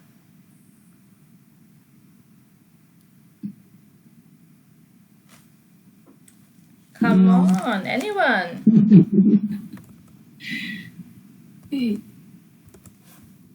No, didn't get. So do you want me to repeat my question? No, we know your question, Ustaza, but we don't know. I want you to think. We have done it so many times, right? What is the most common example of a maf'ul bihi? What is the most common occurrence of a maf'ul bihi? Attached pronouns. So when we have attached pronoun, and we have an outside doer, so which comes first, maf'ul or a file? The attached pronoun comes first, and then the maf'ul bihi. Yes. Or the maf'ul. So attached pronoun comes first, and the file comes after if we have a maf'ul bihi, right? Yes. But it is considered as a normal sentence structure, right? So when we have maf'ul bihi not after the fail, right, and before the file, and if it's coming before the fail, right, then we have what? An abnormal sentence structure. Or a muta'alliq bil fail is coming before the fail, and it's an abnormal sentence structure. And in normal condition, if comes before the before the fail. Okay. Now let me go through one by one thing. Starting from a normal fail. If I say nasara, how many parts of a jumla failure are there in it?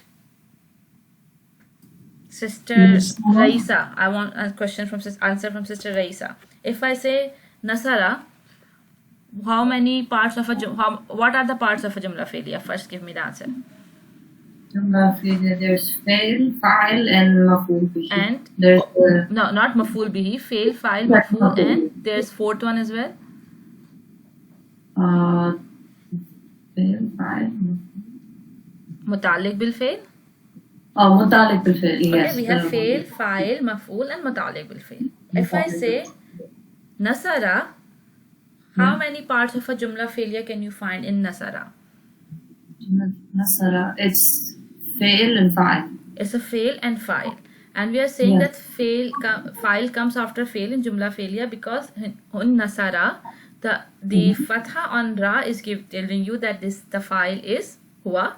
If I say nasarat, then the sukoon on the ta and the sukoon on it is telling you that it is inside doer is here. So file is always represented by the last letter or last letters or haraka in the fail. So that's why we say that we have a file and we have a fail and then we have a file, right?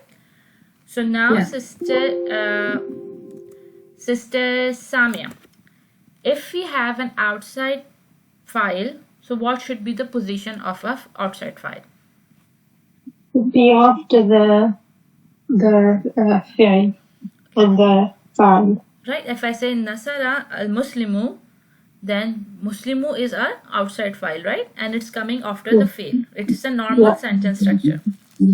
Yes. Right. Now I want Sister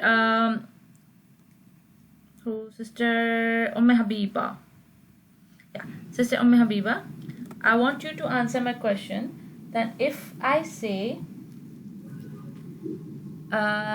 khalaqa samawati wal ardi, right? Then what is the fail, what is the file, and what is the maf'ul in it? Khalaqa is fail is khalaq, and he is the file. Inside file, And- right? Yes, Wa- inside. Samawati wal ard is bihi. is maf'ul, right? Maf'ul bihi. So Maf'ul, we yes, have maf'ul. fail, file, and maf'ul. Maf'ul. Okay, now if I tell you that فَأَخَذَهُمْ الْأَذَابُ, so now, فَأَخَذَهُ عَذَابُ. al-azabu, now give me the order of parts of a jumla failure. Okay, fa'azabu is not the part of this failure, jumla failure. From the Sorry, fa is not part of a jumla failure, right? Akhaza, right? akhaza is fail. Mm-hmm. Akhaza, then it is he, who are form. Akhaza is the fail, and file is he. Okay, when I say فَأَخَذَهُمْ الْأَذَابُ, Akhazahum, whom is attached pronoun, and then al-azabu. azabu. Okay, azabu is the outside file. So now Fail. give me now file, right? You could outside file. Now give me the order. What is coming Yeah, first? First is fail, Mhm. and then akhazallahu, attached pronoun, which is bihi, maful, and then the doer. File. Sorry, file. Yeah. So we have fail, maf'ul, and file, right? Yeah. But this is the condition only when we have maf'ul bihi, because only attached pronouns can be attached to a fail, right? So Yeah. when we have maf'ul bihi, we see two examples. Then the normal structure is fail, file, and maf'ul. But the normal structure is also fail, maf'ul, and file. Only for maf'ul bihi, Attached. right? So this is also a normal sentence structure. Yes. Okay. Now we are talking about mutalik bil fail. If I have a mutalik bil fail in a sentence, that it always is a normal sentence. It comes after a fail, and it's usually comes after the maf'ul, file, and maf'ul, right? So if I say nazara ba'duhum ila ba'din, right? So give me the order of a jumla failure. Now I'm asking Sister Hodma this one. نظر was it نظر بعضهم بعضهم إلى بعض. okay نظر Mhm. is the فعل Mhm. بعض and بعضهم. نظر is the فعل and the فاعل. Okay, what is بعضهم then? What is بعد بعد that's a special word. Bada means it's a special After. mudaf, right? Yes, So what does So بعضهم it- makes? بعد means after, right? Yeah. After them. No, bad means some. Some. Oh, I mean, like a few, bad means some of. okay, so then بعد would be Ba'du. I'm saying Yes. ba'duhum. بعدهم بعد would be a المفعول فيه Ba'duhum is maful fihi. because بعد or بعد. I say ba'du, not bada.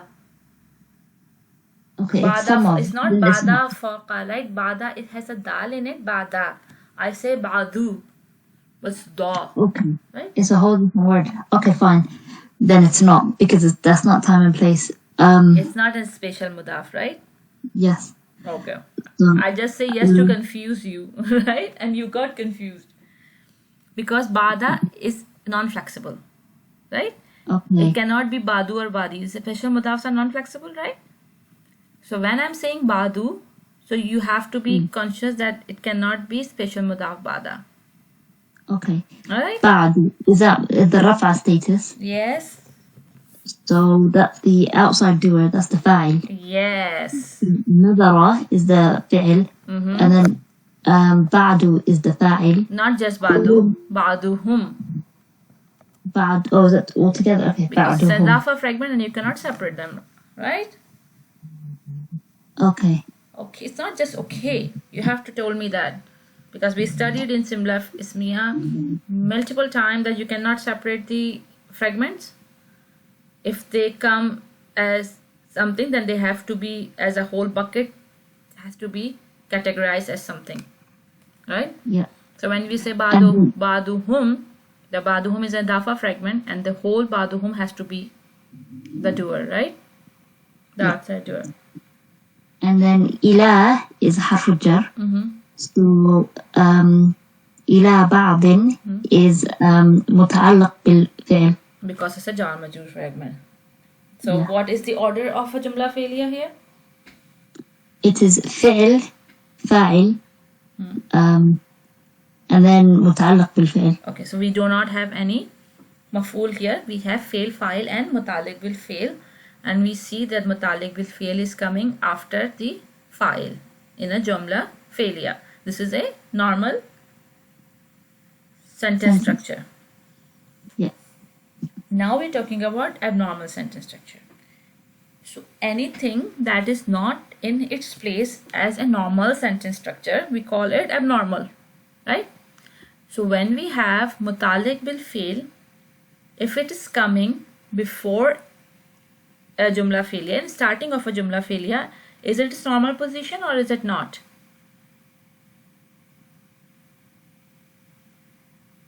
It's not. It's not, right? Where mutalik bil fail normally comes? After the After file. the In the later part of a jumla failure. So if it's coming before or in the beginning of a jumla failure, we call it an abnormal sentence structure. And the same things apply, like muqaddam muakhar thing. We say that mutalik bil fail will come muqaddam. Muqaddam means that is coming before, and we say the fail has become muakhar, that the fail is coming after. So you got it? Is that things clear now? Yes. No. So we say that only the position of maf'ul bihi or mutalik bil fail can be shifted. Like when we say maf'ul bihi and the position to be shifted, we know that it cannot be attached pronoun. Right? Attached pronoun cannot come before something, it has to come after an isim of fail to be attached to. So when we say maf'ul bihi, we are excluding the attached pronoun thing. But if maf'ul bihi is answering what or who, and it is coming before a jumla failure, it must be in a rafa form, right? And if it's coming before, it is a abnormal sentence structure. Yes, if it's in rougher form, then we know it's meant to come after, but it's come before now. Yeah, so it is a and it's come before the fa'il as well, not in the attached format, and it's independent format. If it's coming before a file, we say that it's an abnormal sentence structure because maf'ul has to come after the file, not before the file. So there are two situation. Either the jar majrur fragment of mutalik bil fail gives you abnormal sentence structure, or maf'ul bihi gives you an abnormal sentence structure. Okay? So when you find these two things before a fail, you have to think that, okay, the sentence structure is changing. And we know why the sentence structure change. Why Lamia choose to change the sentence structure in Quran, or why we choose to change the structure in any language? Any reason? Is it for emphasis? Or?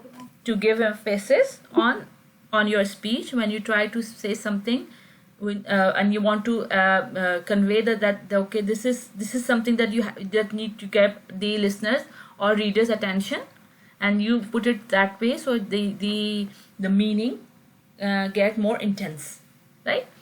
So then we have abnormal sentence structure. It means that something is coming before its usual place, or it's after its usual place. Then there's something that the speech is getting more intense. It is maybe for rhetorical purposes, that because when you have to make a rhyme of the words and you have to, and again that is for attention seeking, because you do not normally speak in a rhythmic way. So when you're making a rhyme, you are either doing a poetry or you're writing a piece of an essay in which you are explaining something to someone in a very inventive or a creative way. So that again, when you are trying to make your point more and more strongly, then you use abnormal sentence structure. So is that clear to everyone now? Yes, Ustad. Okay, good. And we'll say, as for maf'ul fihi, it is flexible in its position and it's not considered abnormal if it's shifted. So what is the catch here in this sentence?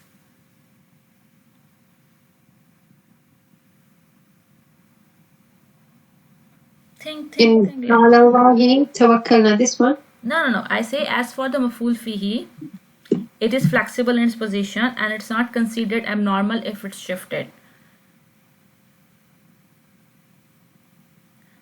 Okay. If we found a jar majroor fragment of maf'ul fihi, right, of a jar majroor fragment of fi, and it's coming before a fa'il, it is not muta'alliq bil khabar, right? It's a maf'ul fihi. Other than jar majroor fragment of fi, every other fragment is muta'alliq bil fi'l. But if we have a jar majroor fragment of maf'ul of a fi, and you find it before a fail, you don't consider it as an abnormal sentence structure, right? Yeah, okay. Because maf'ul fihi has ability to be flexible, and they can appear anywhere in the sentence, and it's not considered as a normal sentence structure. Okay. Apart from fihi, okay, got it. It's not just jar majroor fihi. A fihi can be special mudaf of time and place, or can be the special asma for time and place, right? Yeah. Okay, so I just want to revise it, and I want Sister Raisa to give me two common fragments to be abnormal sentence structures. When they choose their then they change their position, you say, okay, this is a normal sentence structure. What are the two main things? Idafa fragment?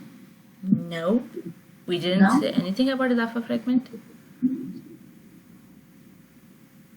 Oh, the jar majroor fragment.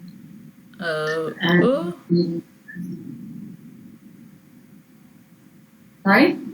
We have muta'alliq bil fi'l and maf'ul bihi. They are the most likely to change its position and come before the fail. That is in the beginning of a jumla fi'liya. So they are the most common examples of an abnormal sentence structure. When we have muta'alliq bil fi'l muqaddam or maf'ul bihi muqaddam, then its place, right? Mm-hmm. Okay, so maf'ul bihi, like you said, it would have to be rafa in stages. Then we know that this is maf'ul. Yeah. When we have khabar is any jar majroor fragment apart from fi. Yes, very good. When we, and what is the exception? That maf'ul fihi is an exception, right? When it shifts its position, we consider it okay, not abnormal, because we have given them the assumption. Okay, now we are doing this example, and alallahi tawakkalna. Alallahi, Allah is harfi jar, and Allahi is the ismul jalala in the jar forms. Alallahi is a jar majroor fragment. Then we have tawakkalna. Tawakkal is our fail. Tawakkal is have sukoon in the end, and we have a na attached to it with tawakkalna, which is giving us that it is a ism fail plus fa'il inside it, which is we. So tawakkalna means to nasarna. So we have fail plus fa'il tawakkalna, and we have muta'alliq bil fail coming before the fail. So what we say that it has become muqaddam and our fail has become muakhar, because in normal sentence this should be tawakkalna ala Allahi. right? But we are saying alallahi tawakkalna. So when you see the translation, alallahi means upon Allah, and tawakkalna means we relied, right? So when we say tawakkalna alallahi, we relied on Allah. But when we have alallahi tawakkalna, how we are translating? We relied only on Allah, right? The one only as an emphasis is coming because the order is not normal, the order is shifted. The poor translation will be only on Allah we relied, right? But the actual translation, the normal translation is we relied only on Allah. Are you with me? Yes. It's the same concept as we have in the Jumla Ismiya, Muakhar Muqaddam thing, that when we have Khabar or Mutali bil Khabar Muqaddam or Mubtada Muakhar, then we have emphasis. In the same thing, here our fail is Muakhar and our Mutalik bil fail is Muqaddam, and then we have an emphasis in our translation. So far so good? Yes, Alhamdulillah. Okay, now we move on, and I want Sister... What do I want? I want Sister Samia to please read attached pronouns. Attached pronouns. When it comes to attached pronouns, it is normal for the attached maf'ul bihi to come before the fa'il. This is because it is attached to the fi'il and cannot be separated. This is not considered an abnormal structure. Okay, so this is something that I already explained to you. And when we have an attached pronoun as maf'ul bihi, which is coming before the file, and we could not consider it as abnormal because it is cannot be separated, and it is considered as normal in case of maf'ul bihi. Like qatalahumallahi, qatamallahu, Allahu, harfi Allahu is our file, qatala is our fail, and hum is our attached pronoun maf'ul bihi. Right, so this is a normal sentence structure in which maf'ul is coming before a file. So far so good, everyone? Yes. Okay. I think we have one more topic, complex sentences, but I'm not starting it today because this is too much for you at the moment. Is that okay? Sometimes it's easy to understand, but when we are applying, it's become so confusing and we don't know what to do. That's the thing, because that's when you study something, the thing is not just you study that what is what and how things are. The thing is that if you do not know how to implement it, then it means that the concept is not gotten through your head. You just read it, but you did not comprehend it. So the thing is, that's why I want you to ask me as many questions as you can, and I will try to explain you as different way as I can, so the thing become more clear to you. So if you have any questions, I'm asking you now. Okay, let me stop recording so you all get relaxed. Bismillahirrahmanirrahim. Ya Fattah, Ya Fattah, Ya Fattah. Allahumma salli ala Muhammadin wa barik wa sallim. Rabbana zidna ilma, Rabbi shrah li sadri wa yassir li amri wa hlul 'uqdatam min lisani yafqahu qawli. Assalamu alaikum wa rahmatullahi wa barakatuhu.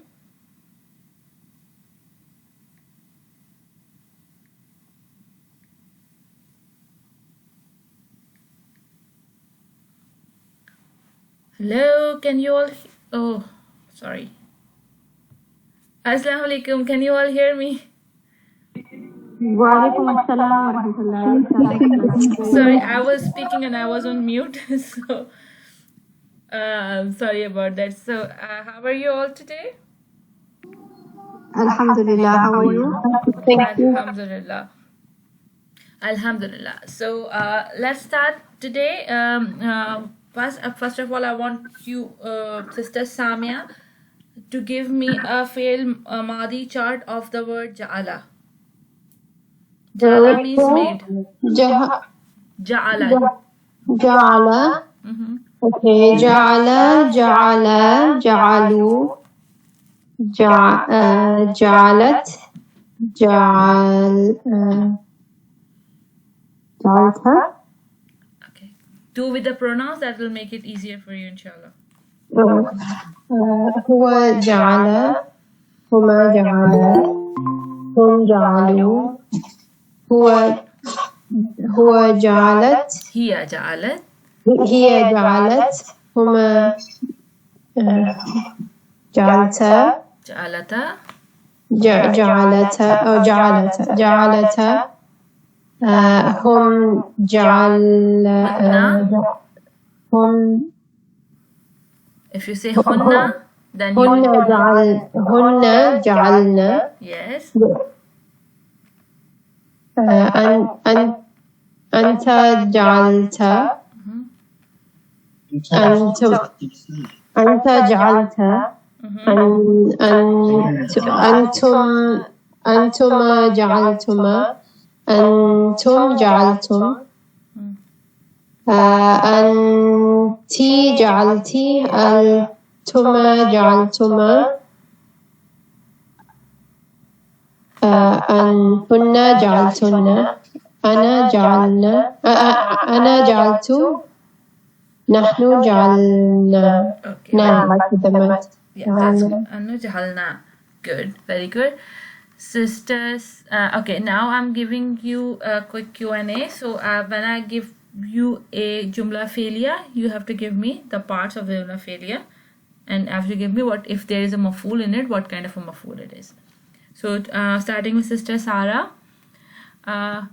fawajada abdan wajada means to find فوجد عبدا عبدا ماذا؟ yes abdan عبدا okay fa is the harf okay فوجد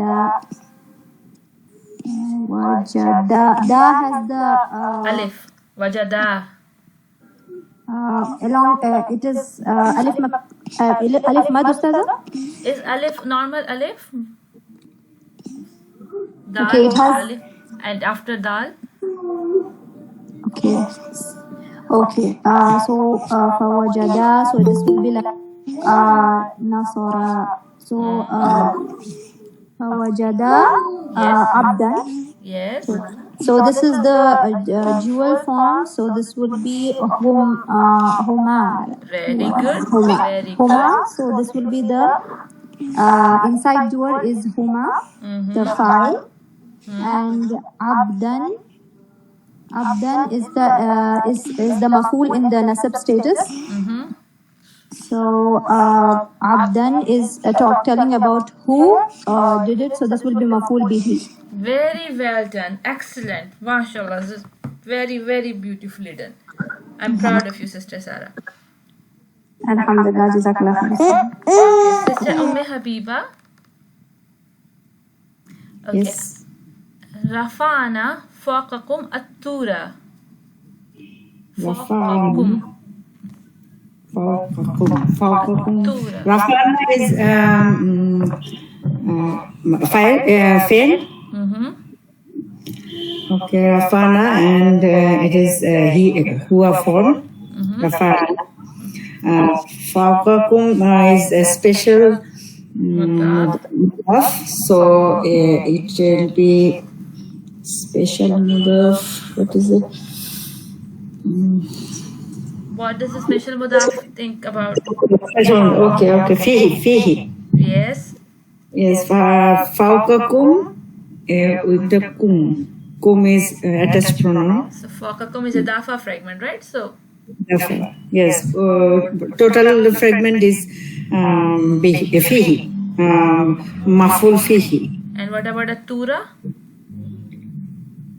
Pura is again maful, but it means the mountain. yes Then place is again fihi. Yes. very good excellent sister Raisa Yes. وجعلنا بينهما زرعا وجعلنا بينهما زرعا So وجعلنا is the fa'il, the verb. what is the file وجعلنا. So it. Wait, is there like a Wait, can you say it again? Waja'alna or waja'alna? Waja'alna with alif. Okay, so yeah, okay, so it's hunna. Sorry, nahnu. The first one. Nahnu because of na, right? Yeah, because of the ending. Waja'alna. So it's nahnu. And what next one? Fawqakum. Fawqa. Kum. Fawqakum. So the attached pronoun is kum. So it's I think you said bainahuma. Waja'alna bainahuma. Zar'an, sorry. Fawqakum and waja'alna bainahuma. Sorry, my bad. I was looking at everywhere. Waja'alna bainahuma. So the attached pronoun is huma. It's dual for she. So it does. Huma is not for she only. Oh, for he and she both for dual. Yes, huma. Yeah. And wait, so it's not in here form, so it doesn't have an outside door. What is second for you? Said that the doer is nahnu, right? Yeah, the doer is nahnu. So what is bainahuma and what is zar'an? Bainahuma zar'an. Zar'an is What is baina? What is baina? baina. Baina.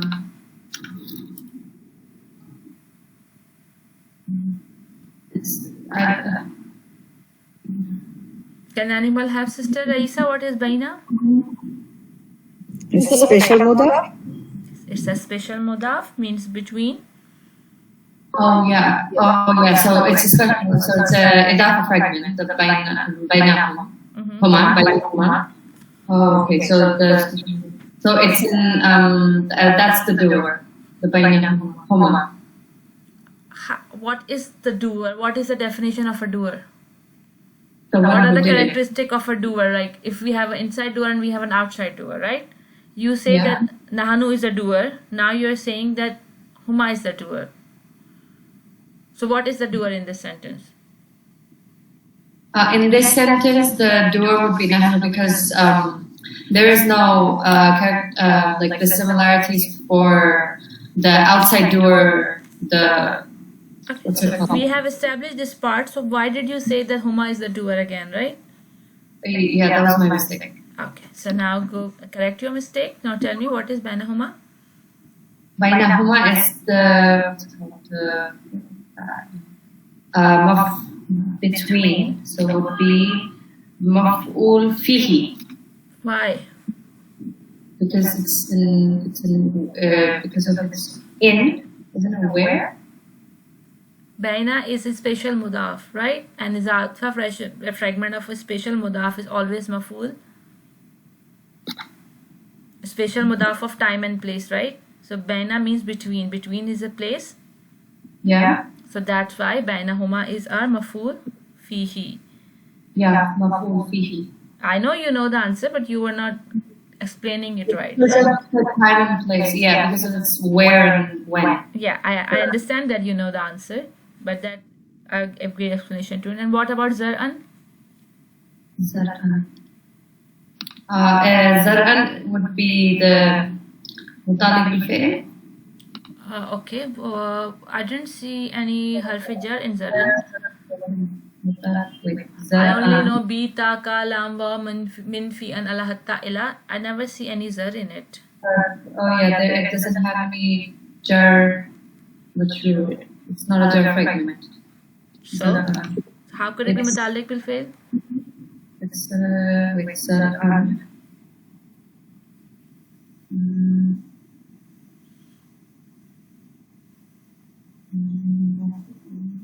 If it's not fail, it's not file, it's not mutaliq bil fi'l, and it has to be only one thing left, right? It has to be. So what kind of a maf'ul it is?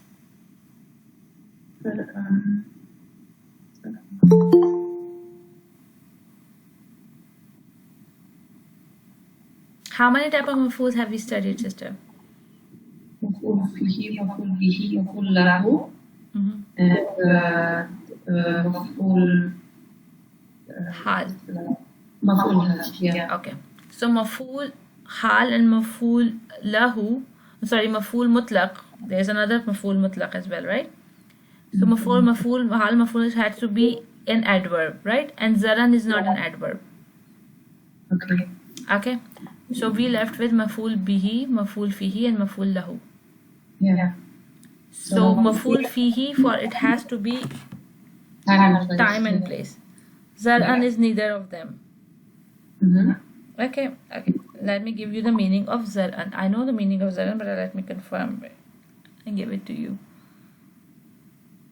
Where is Zar'a means planting of seed, like seed. You can say seed. So it would be maf'ul lahu. Right. It's maf'ul lahu is 4. Is this giving you a reason? No, it's just telling me what they're doing. So it's what, right? Yeah, it's what. So it what if you have an answer of a what kind of a maf'ul it is? Maf'ul bihi. So it's maf'ul bihi. Yeah. Right? Whenever you struggle, you can ask me, give me the meaning. I cannot identify without the meaning, right? So this is a question that you have to ask me, right? Instead of making wild guesses, you can ask me, please give me the meaning. I don't know how to put it into with the question, what kind of answer it is giving, unless I know the meaning, right? Can I say another thing? Yes, please. This is Jar'an. That is it's nasab. So with the nasab, can we tell it is maf'ul bihi? All details are nasab, right? All details are nasab unless they are the part of a fragment, right? Idafa fragment or something, right? All details are nasab. Oh, okay. So it's not like only maf'ul bihi is nasab. All details are nasab. Okay. Thank you. Maf'ul bihi also says it's with, so it's who did it too, right? What or whom? Who did it or whom it done to? Not who did it. Who did it is a file. Whom it is done to. Whom it was done to. Yeah. Okay. About who or about what, right? The action is about who or action is about what? The answer is maf'ul bihi. Okay, Sister Samia. This one's for you. Ataynahu al-hukma. Ataynahu al-hukma. Right? Okay. Atayna. So the fi'l is atayna. Ataynahu. Ataynahu. So what's the fi'l? Atayna. That's the fi'l. Atayna is the fi'l, right? So who is the attached pronoun? So who is huwa? No. Who is huma? So we don't need to look for an outside jumla. What are you saying, Sister Samia? Who is huma? Yeah. How can who be huma? Who is the attached version of huwa? Okay. So far, who can be huma? Right now, because we're just watching the kids. Okay. Okay, first give me the fail. You know the order of a jumla failure? Fail, fa'il, maf'ul, and muta'alliq bil. Fail, right? So first you have to give me fail. What is the fail here? The fail is the atayna. Okay. Atayna, right? Atayna. Give me the file now. Who? Okay. Okay, what is who in the sentence? Who is independent pronoun or attached pronoun? It's the attached pronoun. So can attached pronouns be file? No. So I have to look at the fi'l. So the atayna, the na is nahnu. So the file, the inside doer is nahnu. Okay. Now what is who here? Can you go inside? Let go.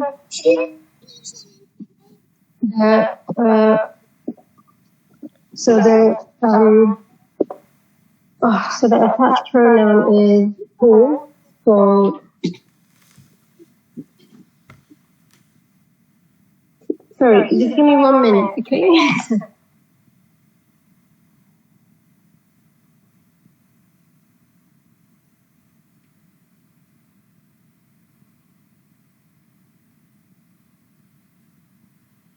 Okay, while Sister Samia is on a break, who would like to complete this one? Sorry, because the baby was playing with mud and I was trying to...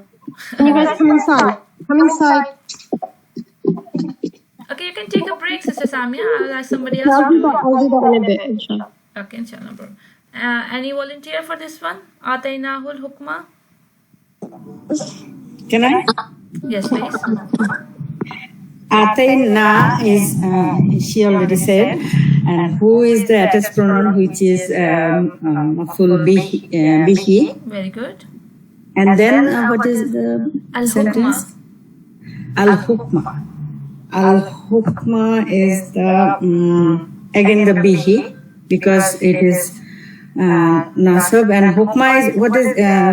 Hukum means to, right. Yeah, to give order. Yeah, it is... okay, reason. Then is it lahu? Yes, it is lahu. Very good. Very good. Very well done. So, okay, this is our revision. Now we'll start a new topic today. That is, inshallah ta'ala. There I am, yes. Complex sentence structure. So, let's start it.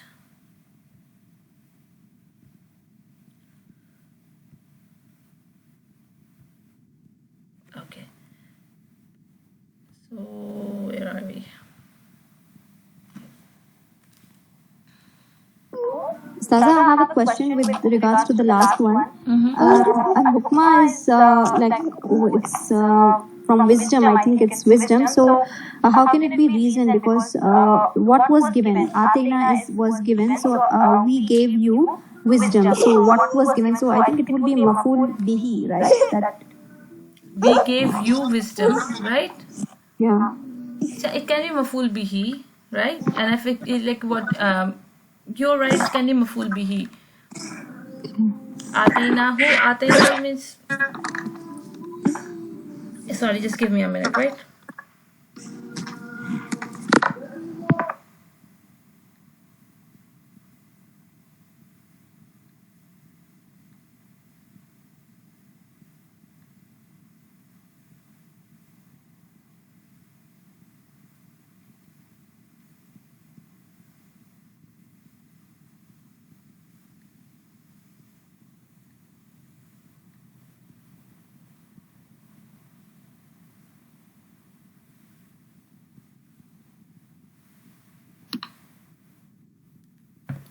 Okay, sorry.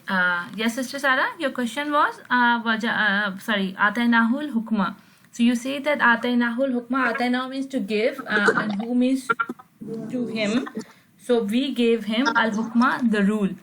Right? You say what we give them, yeah, a rule or the order. So what we give them is the rule or order. So yes, it's answering what, so it can be maf'ul bihi. Yes, so that's Jazakallah khair. And also, I had a small question from the last class because I couldn't attend it.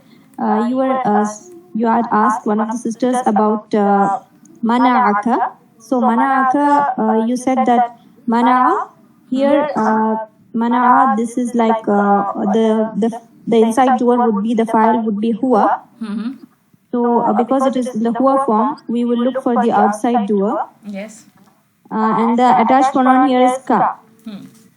Kahu. So I was confused with the way it was done. So Ka is not Ka is attached pronoun, cannot be a file. It is a maf'ul. Maf'ul bihi, right? Yes, it's a maf'ul bihi. It's not a file. If I said it's a file, I don't remember saying that. But if I say that, then please everybody correct it. The attached pronoun cannot ever be a file. They are always maf'ul. Yes. So here in this, it means you said that mana is who forbid. So you translated, it was translated as he forbid you. So So in this sentence, there is no outside doer, right, Isara? Yes, there's no outside doer in the Even though it is in the hua form, but there is no outside doer. Not, it's always necessary that if it's a hua form that we have a outside doer. If we have You have to an, look for it. If it is there, then yeah. then we see that. If we have an ism in rafa form and we have in match in the gender, then we have a outside doer. Jazakallah. Okay, so can I do, is it okay if I do my example now? Start again? We start. We're just moving ahead, inshallah. We will find another time, inshallah. Okay. So I want sister, who do I give the chance this time for reading? Okay, sister Habiba, please start reading from complex sentences. Okay. Complex sentences. Having a sentence as a khabar. Recall that a khabar, jumla ismiya can act as khabar. Likewise, jumla fe'liya can also act as khabar. Okay, now stop here. When we are doing a complex sentence structure, we say that the khabar can itself be an ism, or it can be a fragment, or it can be a sentence on its own, right? So we say that in some time inside a jumla ismiya, a khabar can itself be a sentence. You remember that? Yeah. Okay, the similar case in jumla fe'liya. So khabar can be a sentence, a khabar can be a jumla ismiya, or khabar can be a jumla fe'liya. Right? If we have a jumla ismiya, we have a mubtada, khabar, and muta'alliq bil khabar. But when we say khabar can be a sentence, it can be a sentence. There are two types of sentences in Arabic grammar, jumla ismiya and jumla fe'liya. So since we haven't not studied jumla fe'liya, then we only focused on jumla ismiya. But now since we know that they are what kind of a jumla fe'liya looks like, so we can say that the khabar in jumla ismiya can also be a jumla fe'liya. Everybody getting it? I know this is confusing, so please ask me if you are not sure what I'm saying. Could you repeat? Okay. Yes, please repeat. Okay. When we say we're talking about jumla ismiya, we have mubtada, and we have a khabar, and we have a muta'alliq bil khabar. Anybody remember what is the conditions for mubtada? It has to be Marfa? Rafa and status. It can be rafa in status and can be Marfu. HON, half of nasib. harfun nasab. Mubtada can be isim fragment, isim, or in rafa form, or it can be isim plus isim fragment, or it can be a harfun nasab and an isim fragment. Right? So it's not only, so when this is what we have as a mubtada. Then we had a khabar. We say that khabar can be isim in its rafa form, or it can be an isim and its isim fragment. Right? And when we say muta'alliq bil khabar, is always a jar majroor or mudaf fragment at time and place. But when we study complex sentences in jumla ismiya, we say that khabar can be isim, or isim plus isim fragment, or a sentence on its own. Right? When we say sentence on its own, there are two types of sentences that can exist, jumla ismiya or jumla fe'liya. When we did the examples, we look at the khabar as a jumla ismiya. But now we have studied jumla fe'liya. Now we can safely say that the khabar inside a jumla ismiya can be jumla ismiya or can be jumla fe'liya as well. Right? Is that make any sense to you now? Yeah. Yes, alhamdulillah. Okay. I don't think that everybody else has got it. So let me find an example for you in a complex sentence structure. When we say like haza huwal haqqu, when we say haza huwal haqqu, haza is our mubtada, right? And huwal haqqu is our khabar. But huwal haqqu itself is a jumla ismiya. huwa is a mubtada and al-haqqu is a khabar. So when we say haza huwa al-haqqu, the khabar is in the haza huwa al-haqqu is a jumla ismiya. Now I'm saying that the khabar of a jumla ismiya can also be a jumla fi'liya. This is something that we have studied. Now we'll look at the example and it will make it more sense to you. So sister, please carry on reading. Yes. When this occurs, the entire sentence is labeled as a khabar. This is the first tier of sentence leveling.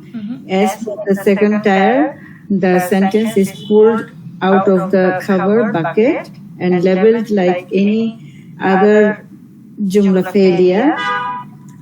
Take a look at the example below. Okay, stop here. When we are doing labeling, we say make one bucket of mubtada, one bucket of khabar, and one bucket of muta'alliq bil khabar, right? And then we do the fragment label and we look inside the mubtada, khabar, and muta'alliq bil khabar, that which, if there is a fragment, which kind of fragment is in there, right? And if we have an ism on its own, we say that's a rafa, nasab, or jar, like we mentioned the status.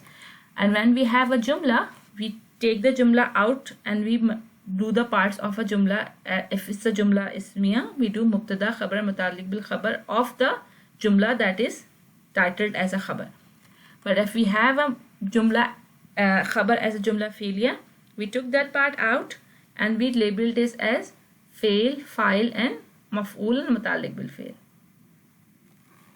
Are you with me? The silence is very fearful for me. Are you with me, ladies? Yes. Listening.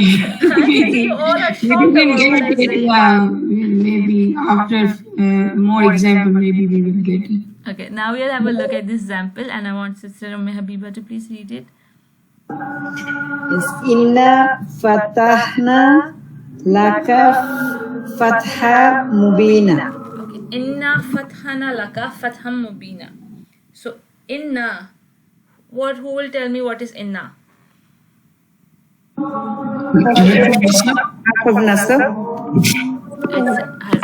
is a harfun nasab, and what is are doing here? Sorry, who is answering? Pardon, is not act as a mubtada here? No, I'm asking what is alif doing here with inna. When you say inna is a harfun nasab, what is alif and noon, right? Not an alif attached in this. Ism inna. Ismu inna. Inna plus Inna plus na, right? Inna plus na. So it means certainly we, right? So Yes. it is our harfun nasab fragment. Yes. Harfun nasab fragment is always our Mubtada. Mubtada. Okay. Now when we have a mubtada, we look for muta'alliq bil khabar first, right? Then we say Yeah. muta'alliq bil khabar and a khabar. So it'll be easy to point out the muta'alliq bil khabar here, right? So we say fathana.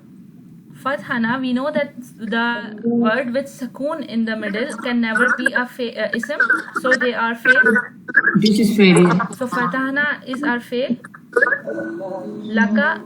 So when we have a fail coming after it, we say that jumla failure started, right? So we will look for the parts of a jumla failure. Now we have fathana. Fathana is laka fatham mubinan. Do we see any fathana is what is the hidden pronoun in fathana? Na. Nahnu. Nahnu. Nahnu. So do we have to look for the outside doer or not? No, we don't have to look. So we don't have to look for the outside doer. So we have a fail is fatha and our fail is fathana and our file is nahnu. So we have a fail and file sorted. Yes.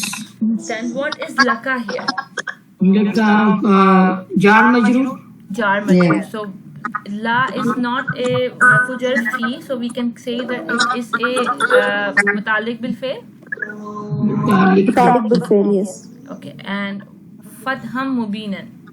Is a Mawsuf sifa fragment, And what is the status of this fragment? It's nasab. Nasab. Nasab status. Okay, so what is the answer? What answer is it giving here in the sentences? Fatham Mubina. This is the nasab status, the details can be maf'ul, right? Yes. Yes. Fatham Mubin means clear victory. So It's describing how the victory was.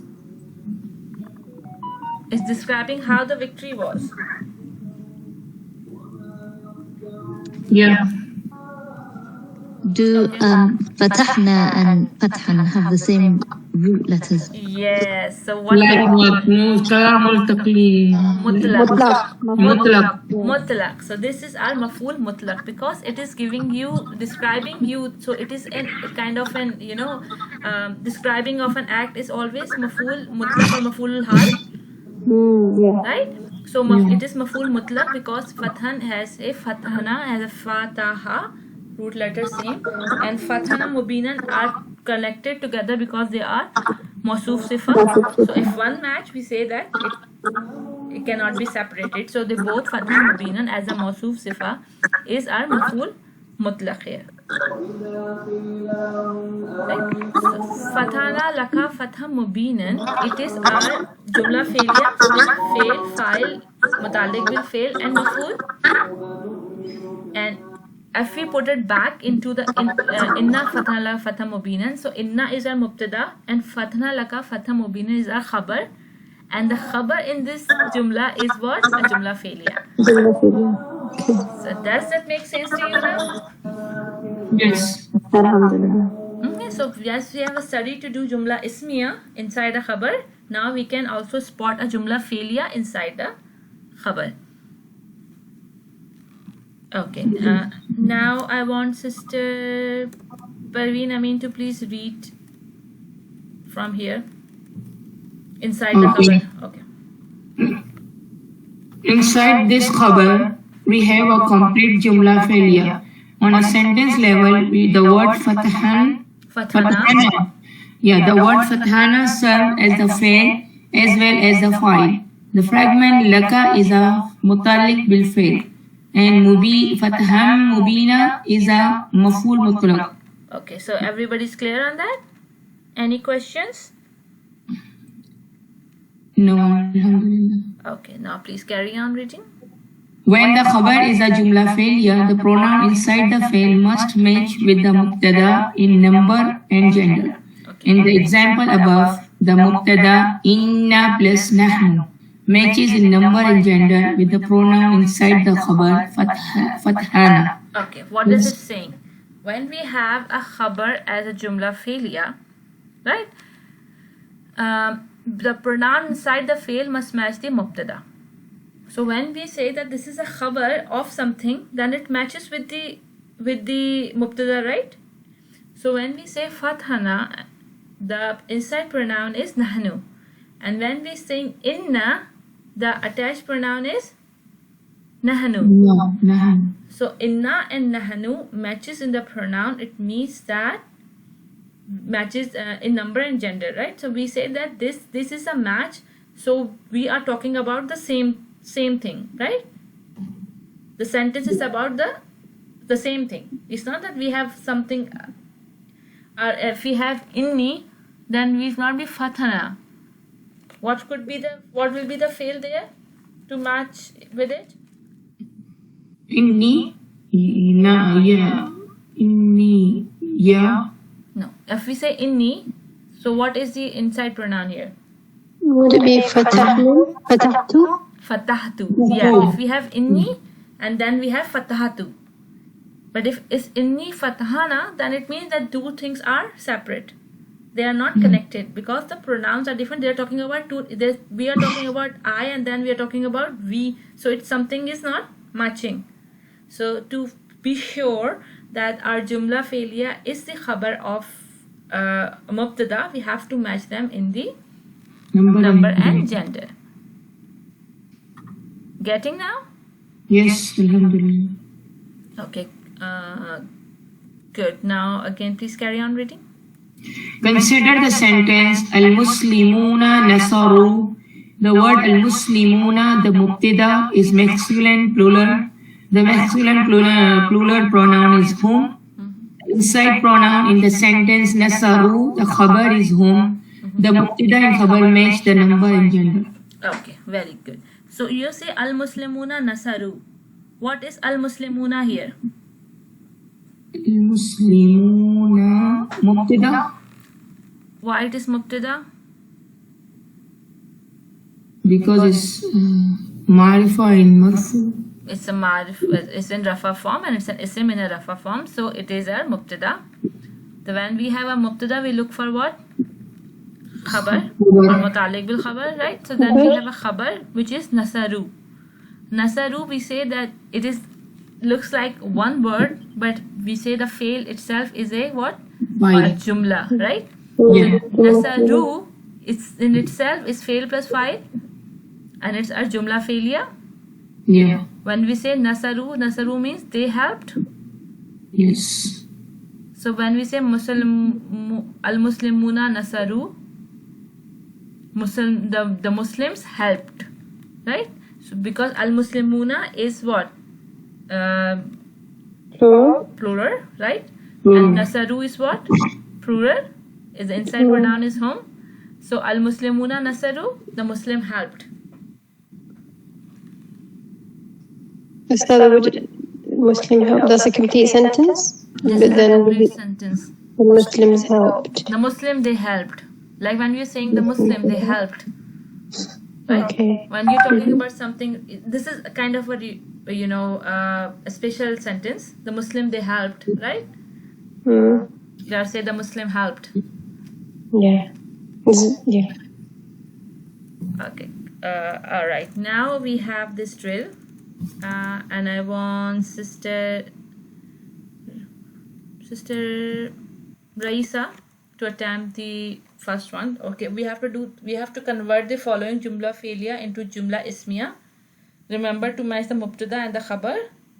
And the first one, which is given as example. So, Sister Raisa, I want you to do the example first, right? Okay. So, Nasara al-Muslimuna. So, Nasara it means to help, right? Nasara. Nasara means to help. And what is the file here? The file is huwa. Huwa. And so, do we look for the outside doer? Yes, we do, because it's in huwa form. So, Muslimuna, it doesn't have a notation. So it's Muslimun, the Muslims would So be what is the status of it? What do we look for if we have looking for outside doer? First we see that has to be Rafa. So it has to be Rafa, right? Yeah, so Muslimuna, yes, it's in Rafa form. And do we match in gender? Yes. So they're both masculine. So both are masculine. So Nasara al-Muslimuna is what? Our outside doer? Outside doer. So how do you translate it? So the Muslims helped. The Muslims helped, right? This is our jumla failure because the fail is coming first and the file is coming after. Now if we have to convert it into jumla ismiya, so it would be that the Muslims helped. Then we have to, then what we have to do? Then we have to bring the isim first and then the fail after, right? So al-Muslimuna will come first, and then so we have to have the verb with the word perspective. So it would be because it's the Muslim, so it would be for they. It's plural, right? Yeah, it would be plural. So it would be Nasaru. Yeah, To match with Nasaru. So we will match with whom, right? So that will become al-Muslimuna nasaru. Al-Muslimuna nasaru. Yes. Now we have al-Muslimuna mubtada and nasaru is a khabar. Yeah. Okay. Now, yes. The first sentence, Nasara al-Muslimuna and al-Muslimuna nasaru. The difference is only failure in ismiya. We can say Nasarul Muslimuna. No. when we say Nasara al-Muslimuna, this is a Jumla failure, right? Nasara al-Muslimina, the Muslim helped. The Muslim helped. Right? Okay. But now we say al-Muslimuna nasaru, the Muslim, they helped. Right? So this is our al-Muslimuna nasaru is our complex Jumla Ismiya. Nasara al-Muslimuna is a simple Jumla failure. And the reason for them, because they both are used in Quran, because you know the emphasis thing, the rhetorical thing, that is come here when we are using this kind of a format. So Nasara They helped. al-Muslimina is they help. The Muslim helped. Muslim help. Al-Muslimuna is what? An outside doer? Yes. Right? So when we have an outside doer, we do not take the pronoun in, right? We say the Muslim, and Nasara means to help. The Muslim helped, right? And when we say al-Muslimuna nasaru, the Muslims, they helped. What is this? This is an emphasis in this one, right? Yes. The Muslim, they helped. And then we can have a question, you know, the sentence going on like the Muslim, they helped in the war, right? The Muslim, they helped building the nation, right? So there can be anything else, but it can be the emphasis, the Muslim, they helped. So we are saying the emphasis is there, right? So because it's Ismiya, Jumla Ismiya, that's why we have to check the gender and number equal. Gender and number match. But in failure, no matter. In failure, if we have a outside doer, we just have to match the gender, right? Okay, okay, got it. There's a doer over here, then we have to look for outside doer and Rafa status. Good. So now, Sister Samia, please do the Katabat an-Nisa'u. Okay, Katabat an-Nisa'u. So Katabat, the inside doer is Katabat is here. So then we look for the outside doer, which is an-Nisa'u. An-Nisa'u. An-Nisa'u, which is in Rafa status. So now, if you want to convert it into, so an-Nisa'u is a plural, right? An-Nisa'u. No. Nisa is one woman. Nisa is one woman. One woman. Okay. Imratun, right? Alright. Yeah, Imra is plural. Okay. An-Nisa'u. So would it be an-Nisa'u and then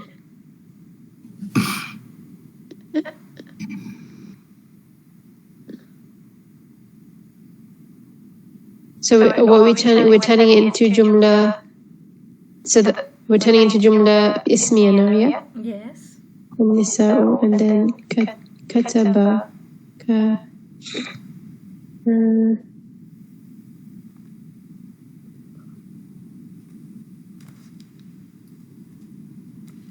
Nisa is a plural. Women. Okay. Alright, so an-Nisa'u Kataba Hun Kataba Katabna Katab Nasara Hunna. Nasartunna Katabtunna Hunna. Hunna Hunna, what will take a form? Hunna ka Katabna katabna, right? Katabna, yeah. So we will become an-Nisa'u katabna. An-Nisa'u Katabna. An-Nisa'u Katabna. Right? So you get it now? Yeah, I get it. Okay. Now, Sister Sarah. Yes, sister. Hadara at-Talibani. Hadara at-Talibani. Hadara is like Nasara, so the file would be huwa. So here we look for the outside doer. The outside doer at-Talibani, it would be at-Talibani because it's Ani, the Rafa status, so it is the outside doer. Okay. And what is a Talibani? Is single, dual, or plural? This is dual. Okay, good. At-Talibani is dual. So I have to. It will be Huma, right? Or- So الطالبان حضرا. Very good. Al-Talibani hadara. Very good. Sister Habiba, istamta'at al-umani. Istamka'at. At is here. Here form. So outside door we can search for outside door. Ummani. Al-ummani. This is in dual form also. And it is Rafa, so it can outside door. Yes. And if we shift this, al-ummani istamta'ata. Istamta'ata. Right. Okay. Istamta'ata. Good. Yes. Now, Sister Hodma, bada'a ad-darsu.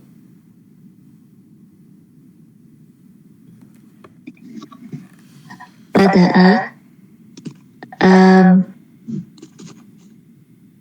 بدأ would be like نصر. Wow, yes. So هو الدرس. So if I swap it around, it would be الدرس بدأ. Yes. الدرس means a lesson, right? Yeah, ad-darsu, right? Lesson. Very good. Ad-darsu bada'a. There is nothing to be done because they already match. I thought it was wrong because it seemed too easy to be. No, it's fine because some things are trick questions. You don't have to apply everything in everything, right? Yeah. Oh, mashallah, you're good in spotting it, right? So this is, we learned something about that jumla failure can be a khabar in a side a jumla ismiya, and if it has to be a khabar, it has to match in the number and gender with the mubtada. So now we have something which is called something extra, which is called quotes. Quotes in Arabic, they are considered type of a maf'ul bihi. So I want Sister Raisa to please read.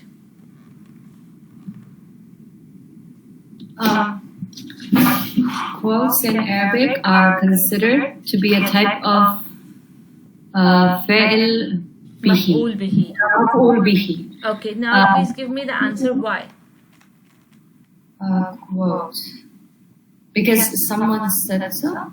Someone said so. The question arises that It was. What it was done or whom it was done to. so what is it? Then when I was saying something, when I say she said that, then I said what did she say? Right? The answer is always What did she say? Yeah, what did the person say? so what answer is always what was said, right? So what was said or what the person said. So the answer is always what. So our quotes are always maf'ul bihi. So whatever is coming inside the quote is what? Maf'ul bihi. It can be a word, it can be a fragment, it can be a jumla. So when we say it can be a jumla, it can be jumla ismiya, it can be jumla failure. Right? But whenever we have he say, she say, I say, we say, or I said, she said in the past tense, so this always is what? Starting is always a jumla failure. Right?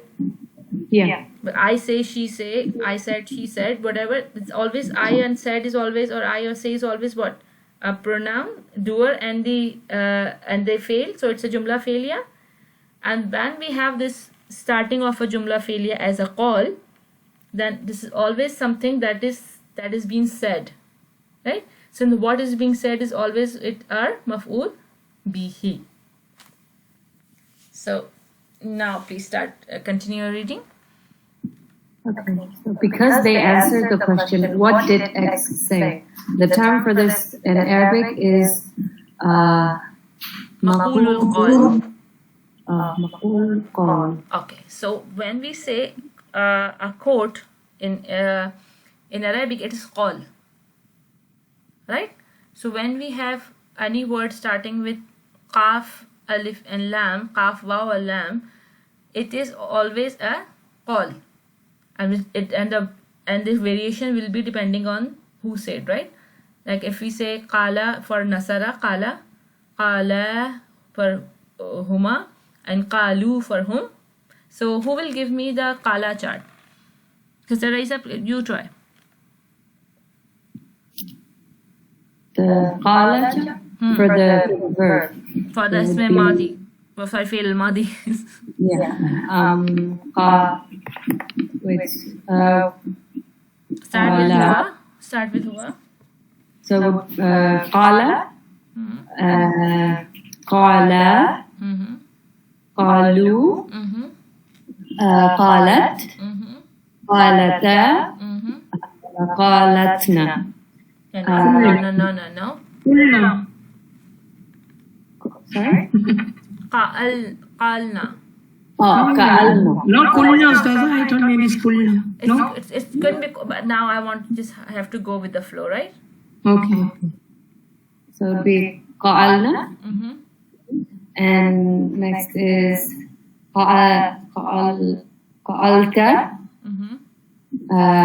Qa'alta, and then qa'altuma, qa'altum, qa'alti, qa'altuma, qa'altunna, qa'altu, and qa'alna.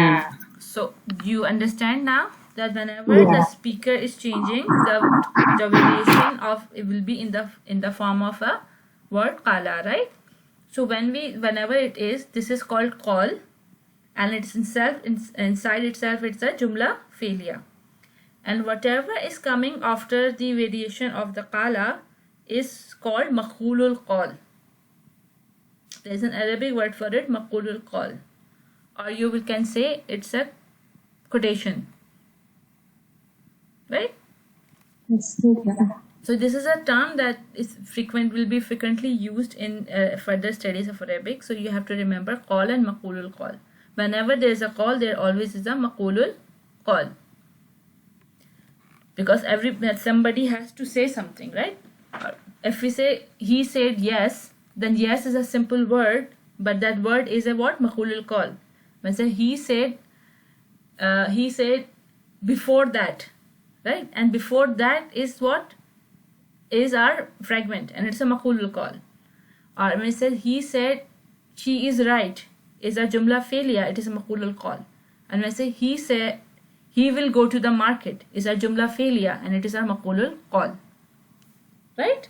So maqulul qal can contain jumla ismiya or jumla fi'liya both. So the actual quote is the maf'ul qal. So what do we say that the qala is then? qala is qal, and whatever is coming after the variation of the word qala is our maqulul qal. That's the maf'ul qal. Sorry, It's maqul with qaf, maqulul qal. Maqul. Oh, maqul. Okay, maqul al qal. And I didn't hear. What did you say the qala was? Just qala. Not qala, and the variations of qala. Qala is our qal. Qal. So that's the qal and maqul qal. Okay. Okay. Now, Sister Raisa, please do the example for us. Okay, so we waqala Allahu inni ma'akum. Okay. Now, yes, what did we say? What is our call here and what is maqulul call here? So waqal would be qal. Waqala, not qal. Waqala would be qal, and then maqulul qal is who said, so it would be Allah. And then to know what the maf'ul, maf'ul bihi. When I say that we have a maqulul call, then everything is maqulul call, right? Whatever is coming after qala is a maqulul call, which is Allahu inni ma'akum. Yeah. The whole thing is maqulul call, right? This whole thing is our and when we say in English, we do the quotation marks. So whatever is inside the quotation mark is our quotation.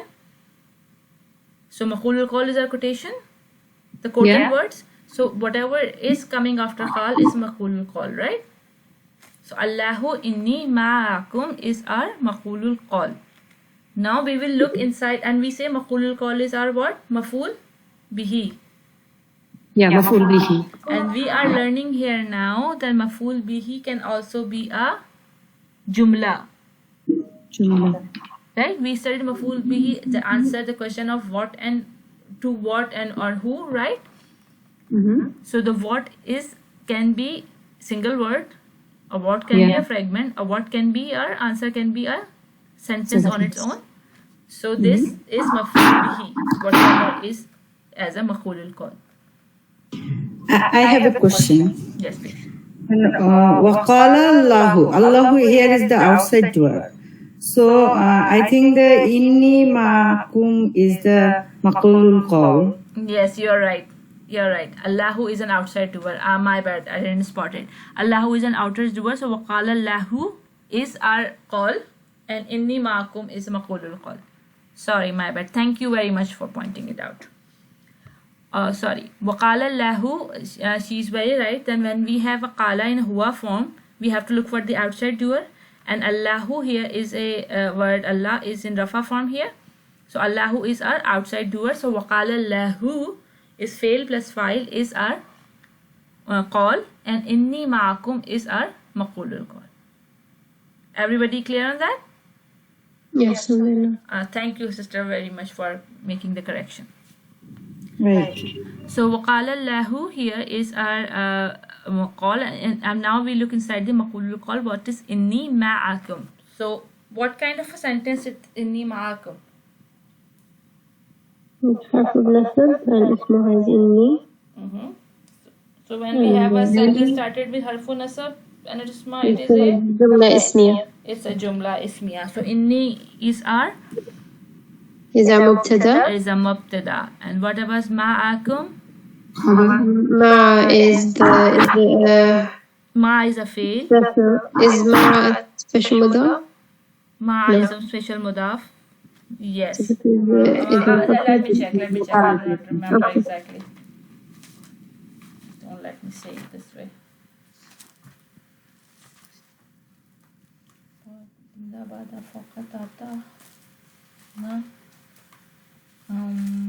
What's the next one? Ma is a special mudaf. Yes, sister. Ma is a special mudaf. Yes. Ma'akum is this idafa fragment. So this is the khabar. So this is our khabar. إضافة fragment. Yeah. Yeah. So we have a jumla ismiya in which we have a mubtada and خبر. muta'alliq bil khabar. Ma'akum is a muta'alliq bil khabar because it's a special mudaf, right? So harf of jar or special mudaf is Yes, muta'alliq it's a bil khabar. muta'alliq bil khabar. So we have a jumla ismiya inside as a maqul of qala, right? Yeah. Okay. Okay. Who was doing that? Okay, now sister Samia, please do the next one. Qalu naam. So in some cases, the maqul al-qawl does not always have to be a sentence. Take a look at the example below. قالوا نعم. So قالوا is the qawl. They said it's plural, and نعم is just one word. That's the maqul al-qawl. So qalu is our home format of qala, right? So our inside doer is they, and qalu means say, so they said. And nama means what? They said yes. Nama is just one ism and the meaning yes. So they said yes. So this can be our our maqulul qal can be sentence, but can also be a simple ism, right? Yeah. So any question anymore? No, that was nice, alhamdulillah. That creates it. So if anybody get confused because of my ignorance and waqala Allahu, so please you can ask me again. I will clarify it. So the thing is, if it's huwa or here, we have to look for the outside doer, and then if it's the outside doer, then the whole thing is the qawl. Yes. Ustaza, will it be okay? Can you please explain it again? Because Right, no problem. I will do that. Okay. وَقَالَ اللَّهُ إِنِّي مَعَكُمْ. So we know wa is a harf, which means end. Qala is our fail. Qala is matched with nasara. So inside doer is huwa. So when we have a fail with the inside doer of huwa or here, we look for the outside doer. So outside doer should be after and should be in rafa. So word Allahu here is rafa. And we said should have to match in gender. So qala is masculine and word Allahu is masculine. So we have an outside doer here. So it means waqala Allahu is a jumla failure with the fail and the file. So the fail is qala and file is Allahu, which means the Allah said, right? So this is our call. Now the answer, what Allah said, is our maf'ul bihi, what's being said, right? So the answer is inni ma'akum. So inni ma'akum is our maqulul qal. When look inside the maqulul qal, we have inni, which is inna plus ye. So inni is harfu nasab fragment. So it's a starting of our jumla ismiya. Inni is our mubtada. Ma'akum is ma is a special mudaf and kum is an attached pronoun. So it is our idafa fragment. So we know that special idafa fragment of a special mudaf is muta'alliq bil fail. So we have mubtada and muta'alliq bil fail here. No khabar here. So certainly I am with all of you. Ma'akum, with all of you. So I am with all of you. This is our maqulul qal. Inside is a jumla ismiya. So mutalik bil fail, right? Ustaza, that was my question. Mutalik bil khabar. Ma'akum is mutalik bil khabar. Mutalik bil khabar, yeah. Yes. Mutalik bil khabar. Because it's inside the jumla ismiya. Yes, inside the jumla ismiya. It is mutalik bil khabar. Okay. So is that clear now, sisters? Yeah. Okay, so we're ending the session today. Mutalik bil khabar is not the always jar majroor. Mutalik bil khabar can be special mudaf.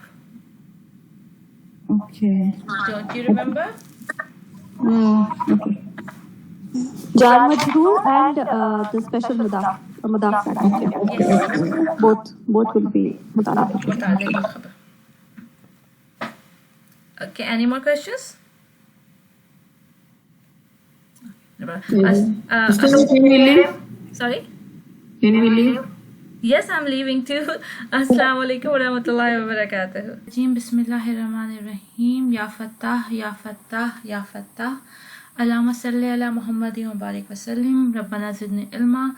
Rabbi shrah li sidri wa yassir li amri wal 'uqdatam min lisani yafqahu qawli. Assalamu alaikum wa rahmatullahi wa barakatuh. Walaikum assalam wa rahmatullahi.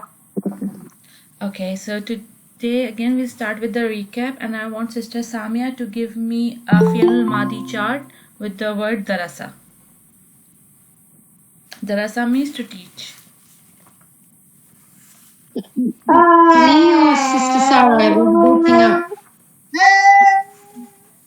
Ustad, was it me or Sister Sarah? I didn't hear the name. Sister Samia, please. Okay, with Darasa. Darasa means to study, not to teach. Means to study, sorry. Okay, Darasa, Darasu.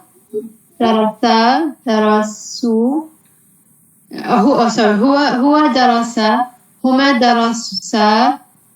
Hum Darasu. Hiya Darasta. Hiya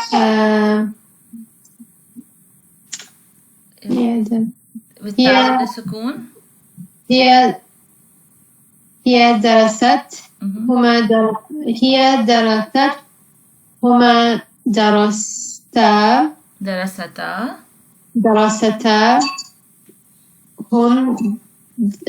هن درستن. No, not tunna. درسنا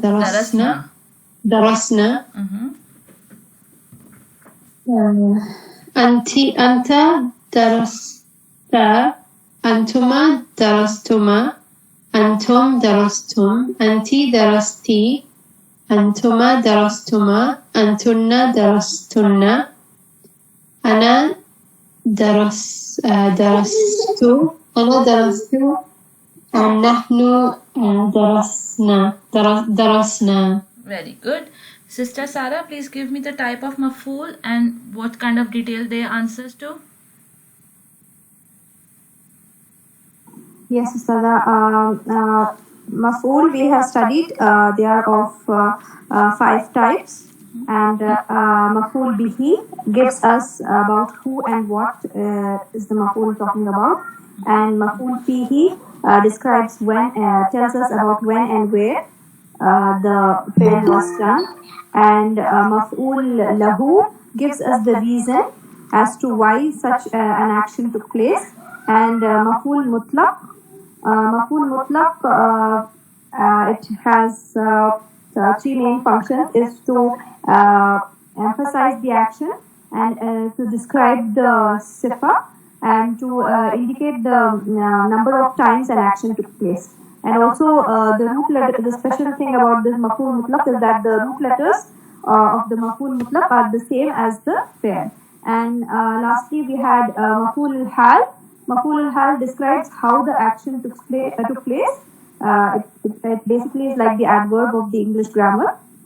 And also here, something to note is that the root letters do not match with that of the fi'l. Very well done. Beautiful. Sister Parveen Maruf, you okay to participate today?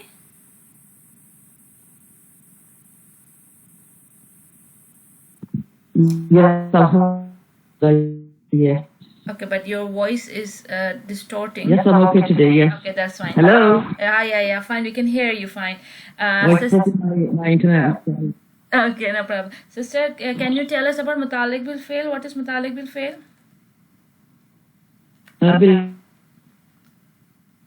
Like that sentence, Tawakkalna ala Allahi, is to, it comes muqaddam to emphasize the importance of the subject, whatever he's talking about. It No, comes we're not before talking the. about the abnormal sentence structure. I'm just asking simply about what is Mutalik bil Fail. Oh, right, sorry, because I heard you on that day and I really loved it the way you said that. Sorry. Only on Allah we rely on. So I try to remember it that way. It comes before the Mutalik fil Muqaddam. And it tells us about the No, fail. don't sorry about the Muqaddam Muakhar. I'm saying what actually is Mutalik bil Fail. It's a jar majroor, like it comes in Jumla Ismiya, just like that. It's a jar majroor fragment in an yes, or Jumla Failia. Yes. It's called Mutalik. And Mutalik bil Fail, yes. Sorry. Yes. When if it's become Muqaddam, then it has an emphasis on the translation, right? That's the thing that you were trying to say earlier, right? Okay, good. So, okay, start a little recap quiz. Okay, so I will give you a Jumla Failia and I want you to translate. And if you don't know the meaning, please ask me. So, starting with Sister Habiba. Anzal al-Kitaba. Translated into English. Anzal Kitaba. Kitaba. Anzal. Anzala. Anzala. Anzala is huwa form. Anzala is to send down. Yes. He sent down. Oh, okay. Anzala Kitaba. Kitaba is nasab, so it is the cover. So okay. He sent down. What is Anzala? What Anzala is an ism or a fail? Fail. So and how do we have khabar in Jumla Failia? Okay. Sorry. Cover is nasab. If it is nasab, then it will be the cover of failure. No, there is no khabar in failure. Oh no, maf'ul. Sorry. There is maf'ul. The detail in Jumla Failia is called maf'ul. Sorry. Yes. Maf'ul. So he sent down the book. He sent down the book. Good. Sister Hodma. Wajada abdan. Wajada abdan.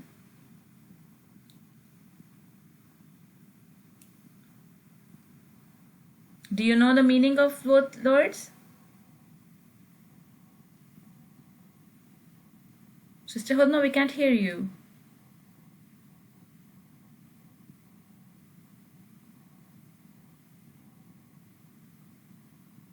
Sister Hudma, we can't hear you. Okay, Sister Raisa? Yes. Yes, please. Would you please translate Wajada Abdan? Wajada abdan. Wajada Abdan. Is there like a long at the end? Wajada or wajada? With the alif, Wajada.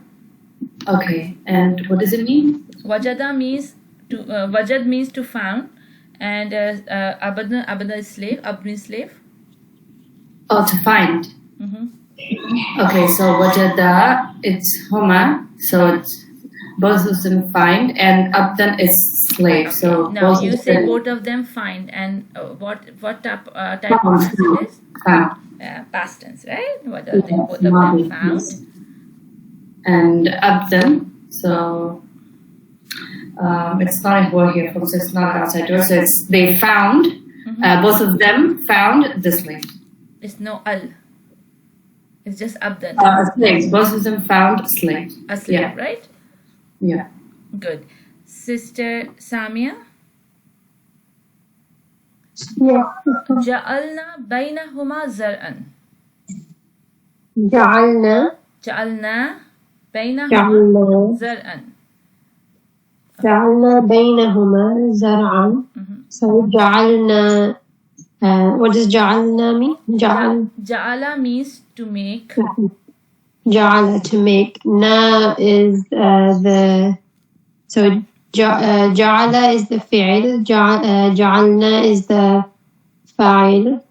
So na is the attached pronoun we. It's not okay. But okay, when you say Jalna is attached pronoun, you're talking that this is maf'ul or it's a file. Fa'il. So you say inside pronoun, not attached pronoun, right? Inside, okay, inside pronoun for نحن. Good. So جعلنا then. بينهما زرعا.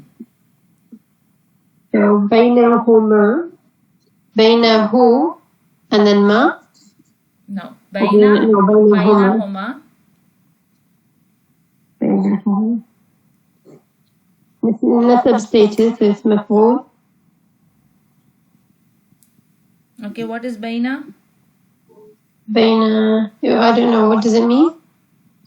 Oh, baina is a special mudaf. Yes, you told us yesterday. Yeah, baina is a special baina is a special mudaf. Baina and zar'an. Zar'a means Zar'a means to a farm. A farm, okay. So if this is special mudaf, then zar'an is its mudaf ilayhi. Okay, when we have bainahuma. Oh, huma, bainahuma. So huma is the mudaf ilayhi. So mudaf ilayhi. Special mudaf, it's the maf'ul fihi. Yes. And then zar'an. Zar'an.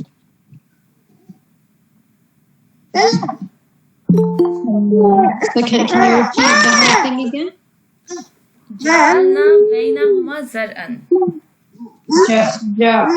It's too noisy here. جعلنا بينهما زرعا. جعلنا بينهما زرعا. جعلنا بينهما زرعا. زرعا. And you said Zaran means farm. Farm. So that's a place. So that's maf'ul. That is also maf'ul fihi. Good. So now translate Ja'alna bainahuma far'an. Zar'an, sorry. Zaran. Okay, so we sorry, Stada. Ja'ala means to make. To make. So we made bainahuma. Huma is dual, plural, dual. So No, we made. Uma is a dual, yes. Sorry. So then baina means in it. Between. Between them both. So we made between them both zar'an, farm. We made between them both farm. Now make it into a good English. We made a farm between them both. Between both of them. Between both of them. We made a farm between both of them. Right? Good. Yeah. Sister Sarah? Yeah, yes, sir. آتيناه الحكمة. آتيناه آتيناه الحكمة. آتيناه الحكمة. Okay, آتينا. So آتينا is the fi'l. Nahu آتينا. So the inside file is نحن. And who is the attached pronoun? مفعول به. الحكمة is also the مفعول به here. So آتيناه الحكمة is آتينا is we gave, right? Yes. آتيناه we gave. Who is he? Or him? Yeah. We gave him al-hikmah, the wisdom. Hukmah is wisdom, right? We gave him wisdom. Very good. Okay. Sister Parveen Maroof?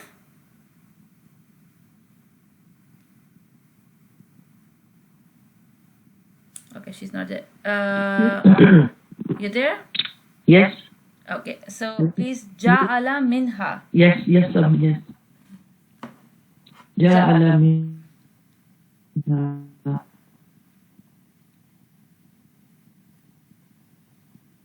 Okay, she has left. Okay, is anyone left who has not done the example today?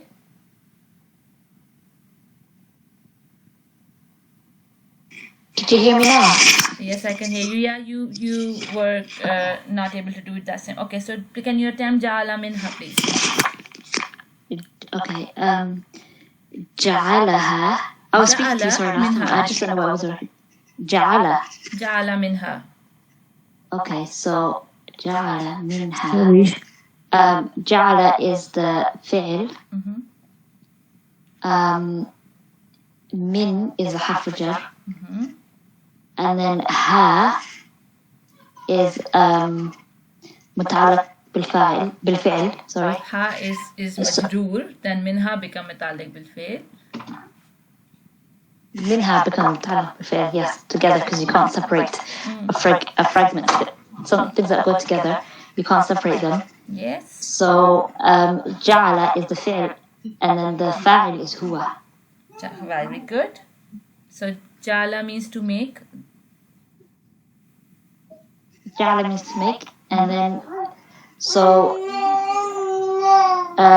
he made minha. Minhu or minha? Minha. He made from them.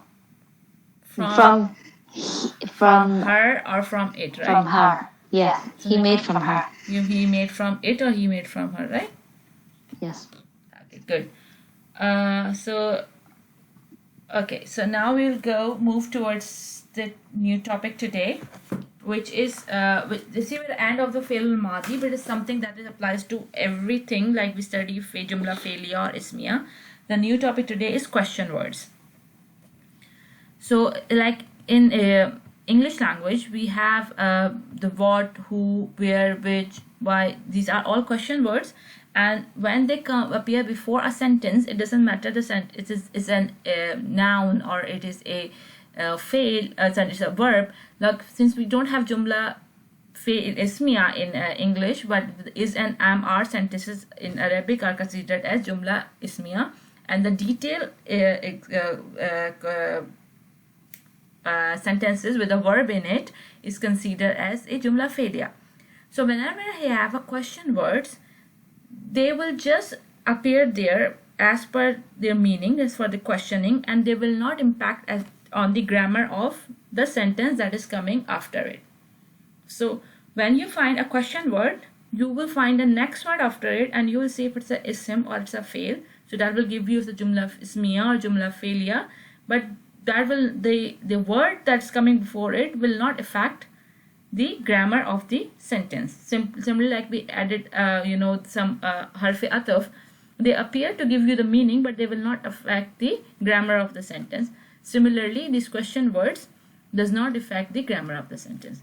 And today we will read what the question words are translated as in Arabic, and how they will have a effect on the, not effect, how will they appear before the jumla failiya or a jumla ismiya. So I want Sister Parveen Maroof to please read for us on the screen. Question words. In Arabic, most question words have no grammatical effect and can simply be added to the beginning of a sentence, both ismiya and failiya. Below are some commonly used question words and their functions. Sorry. Please go on. Can you hear me? Yeah, please carry on. Okay. Which, hal, did, kaifa, how, limada, why, aina, where, mata, when, mada, ma, what, man, who. Okay, good. Now you all please say after me, ayyu which. Ayyu which. Everybody please. Ayyu which. Hal did. Hal did. Kaifa how. Kaifa how. Limaza why. Limaza why. Aina where. Aina where. Mata when. Mata when. Maza ma what. Maza what. Man who. Man who. Again please. Ayyu which. Ayyu which. Hal did. Hal did. Kaifa how. Kaifa how. Limaza why. Limaza why. Aina where. Aina where. Mata when. Mata when. Maza ma what. Maza ma what. Man who. Man who. Now please Sister Parveen Maroof, you do one by one and you all repeat after her. Ayyu which. Ayyu which.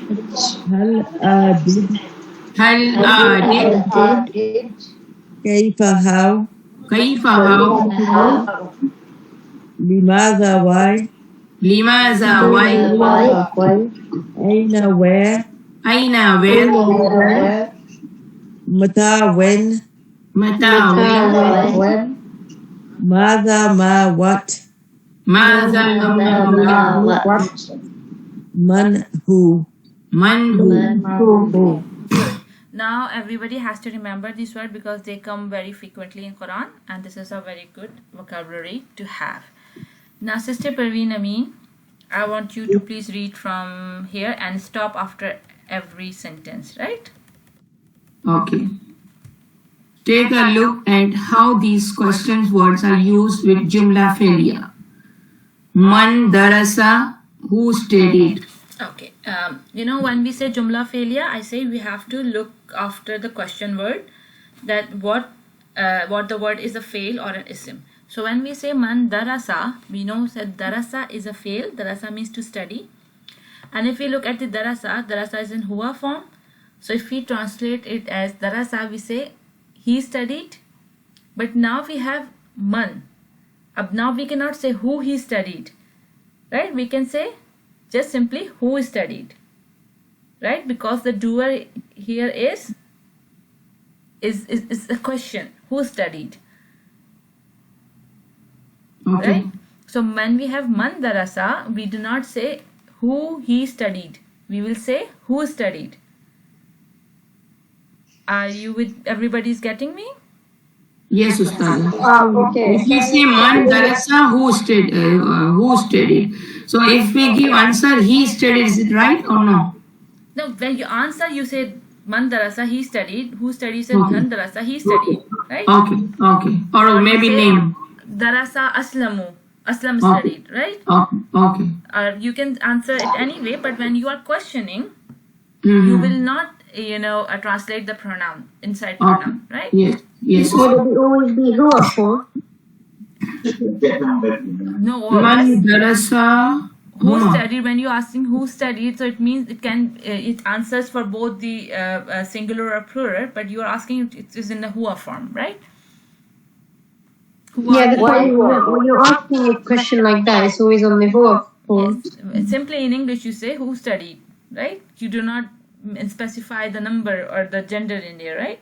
And when you have this thing, you have a huwa format in Arabic. Yes. If I say man darasu, then it will be the wrong. Man darasu means who them studied. Yeah, so it's like plural, we say man darasu. Is it okay, Ustaza? Because we use only man as a question mark. When you're asking a question, right, you are not asking in terms of number or gender, you're asking who studied, right?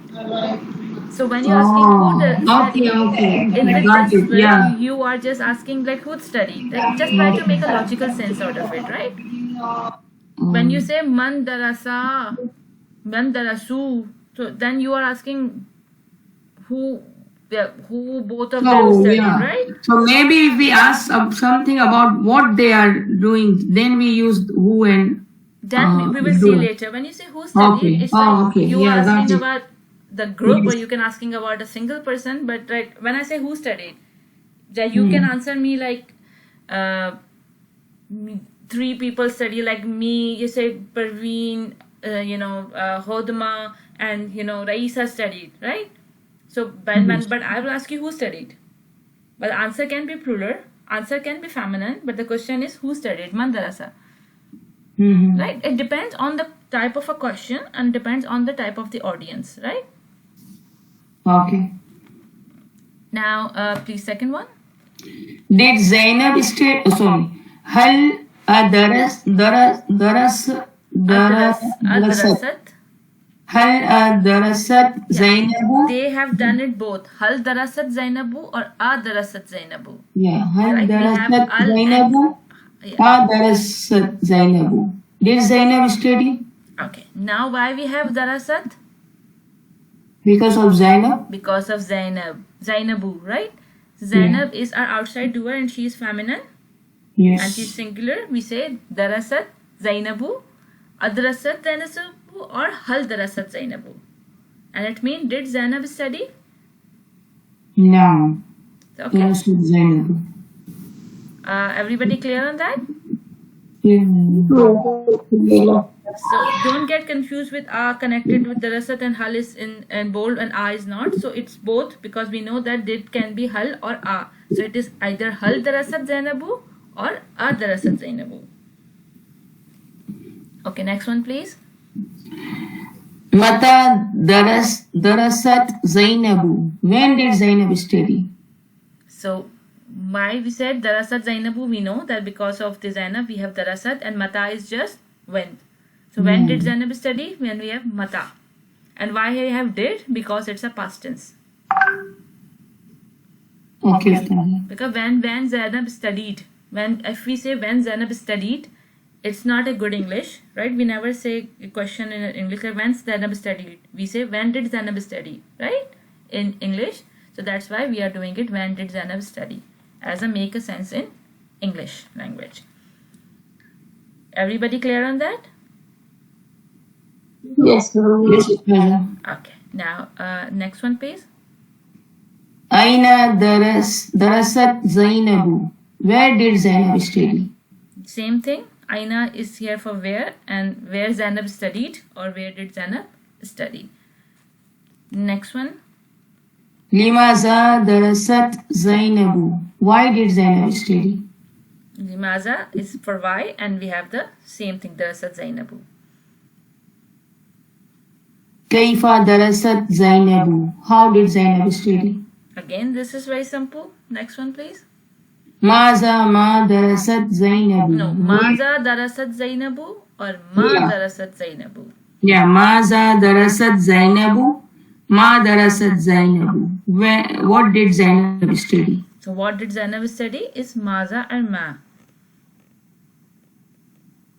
Fi ayyi madrasati darasat Zainabu. At which school did Zainab study? Okay, Fi is giving us of in or it at, right? We can say in which school or at which school. Ayu is which? Madrasan darasta Zainabu. When we say that, we have jar majur fragment fi madrasatin darasta Zainabu. But since we have a question word, so the ayyi is coming between fi and its majrur. Right, so this is something that we have to see about the position. It's not affecting anything, but it's just the position. When we don't have a jar majur fragment or something, the question words are coming in the beginning. But when we have a jar majur fragment, the question word comes between jar and its majrur. Okay, did you notice that? Yes, Ustad. This is That's the something. only time there's something allowed to be between the jar and the majrur. Yeah, we say that something can be allowed, but this is the special case, right? The question word can come between a jar and majrur. Okay. Because the question word is not affecting anything. It's just, if you remove it, it will not have an impact. If you put it, it will not have an impact, right? It is just a word which with no grammatical effect on anything that is coming before or after it. This is something that I made clear, right, when we started. The question words have no grammatical effect. Yes, If you just Ustad. put them and if you remove them, they will not have an impact. So if they come between jar and majroor, they are not doing anything. They are just there. And this is like a good way of putting them, because if I say ayu fi madrasatin, so we say which at school did Zainab study? So this does not make any sense. So that's why at which school? So fi ayyi masjid madrasatin. Okay now, Sister Yes. Samia? Yes, Ustad. Okay, good. Ustaz, one question if regarding to last sentence. Fi ayyi madrasati darasat. If we don't add the Zainabu, the question is still in sense or not? If we do not study Zainabu, then we say darasat. Where did she study? Okay, okay, yes. In which school did she study, right? Yes, Jazakallah. While you say that when you are doing a question word, you do not translate the pronoun, but it depends on the use, right? How we are using it in the sentence and how does it make sense. So the question word and their implication are more on the logic than on some formula or some rule. So that's why there's no rule here. Everything that you have to make logic according to the sentence. Sometimes Okay. it's okay to translate the pronoun inside pronoun or some inside doer, or sometimes it doesn't make any sense, right? Okay, Ustaz.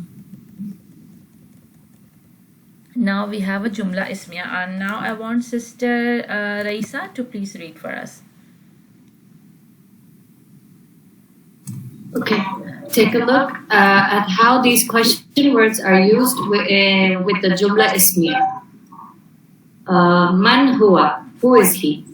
Okay, so you know huwa is It's a huwa is pronoun. is a pronoun he, Pronoun. and man is who. If we do not put is between them, you know the invisible is, but there is no Yeah. sentence, right? We don't mubtada khabar mutaliq bil khabar, right? But Yes. we know that if we translate who he, it does not make sense. So our invisible comes here and make a Yeah. connection between man and huwa, and that is who is he. Yes. Now second one, please. Hal huwa mawjood. Dun. Oh, mawjoodan. Hal huwa mawjoodan. Is he present? What is hal means? It would be did or is. Did or Like did, right? Yeah. So hal huwa mawjoodun, when we say did, because when we have the past tense we translate it as did, right? So now this is again like when we are doing questions in English language, we put is, am, are, or in past tense did, or in future tense will or shall before, and then we have a sentence to make a question sentence, right? So here it is, huwa mawjudun. Huwa mawjudun means he is present, but when we put hal huwa mawjudun, so the is come before and it will give you is he present. Yeah. Okay. Okay, so the rest of them make sense? Yeah. Yes, Ustad. Oh. Like if you ask Hal Parveen Mawjudun is right? Hal Parveen Mawjudun is right? Is Is Parveen present? Hal Parveen Mawjudun? Hal Would it be mawjudatun? Mawjudatun, right? Because of the Parveen is the feminine. But here our hal is did. So we should write the, don't say the is. Okay, that's why I instead of say it- when we say did, when we have a past tense in a fail, when we have a hal, we put it as a did, right? But they put it as a did because we are doing the past tense study. But actually, hal is like when we have an English language, when we have to convert a normal sentence into a question sentence. What we do, we put is, am, are, or in case of past did, or in case of future shall or will, we put them in front and will remain the sentence after it, like that. So simply in Arabic language, if we have to convert a jumla ismiya into a question word, then we just put hal and we leave the sentence as it is. We can write here the to be verb. Sorry? To be verb, is it okay? Yeah, to be If word. I write Yeah, it. that's fine. Yeah. Yeah, that's fine. So Ustaz, if we are asking like Hal huwa mawjudun regarding to yesterday about, so we can use still same Hal huwa mawjudun. Yes, You mean I will was not he say hal present? is not always translated into the past. Okay, When we have got a it. jumla ismiya, whatever the sentence is in, is when we are talking about jumla ismiya, we're talking about is, am, are, right? There's no did in jumla ismiya, Okay, yes, Ustaz, right? yes. We did Yes, is, got am, it. are. So when we're talking about jumla ismiya, it can be depending on the doer or the subject. It is am, or are in the sentence, and you translate when you put hal before a jumla ismiya, that is, am, are comes before, and the sentence remain. How do we say was he present? No, because we do not have was in jumla ismiya, right? No, so we would do failure. If we wanted to say was he present, it would have to be jumla failure. Was he present? Let me think about it. No. Well, I'm not sure. I'll find it out for you. How to do Don't it, right? amsi with it at the end mawjudun amsi, like yesterday, was he present yesterday? Will it So become there's a yesterday? word for yesterday. There's a word for yesterday, and the word is, let me find. Yesterday is amsi. So we say huwa mawjudun amsi. Was he Yeah, was present he? yesterday? Right? Yes, Ustaz. Because in jumla ismiya we only have is, am, are, right? We don't go with the past tenses, and for the tense they have a word, right? And that word denotes the time. But the structure of grammar will be with the SMR. Then Mawjudun is the present form or past form of the. Mawjood is an ism. Ism does have any tenses. Ah, okay. We have a tanween at the end, mawjoodun. Yeah. And it's always going to be rafa status, mawjuda. Rafa status because it is Khabar. It's khabar. Very good. Yeah. Yeah. Very. I'm very impressed with your questions, mashallah. That will clarify. Because you create this habit in us. That is good because Before we are just listening everything. That is good because when you ask questions, that clarifies the ambiguity that somebody else has in their mind. That clears as well. because I did not even think myself for the yesterday thing, and he made me thought about that too. So, yeah, mashallah, that helped me as well. From one sentence, we got so many. We got such a big understanding. Mashallah. Yeah, no, that's good because this is the pool of minds help you to learn, mashallah. So, next one, please. Mata huwa. When is it? Okay, huwa can be he or it, right? And that's simply just man huwa. We have to put ism r to make a sense. Mata huwa means when is it? Next one.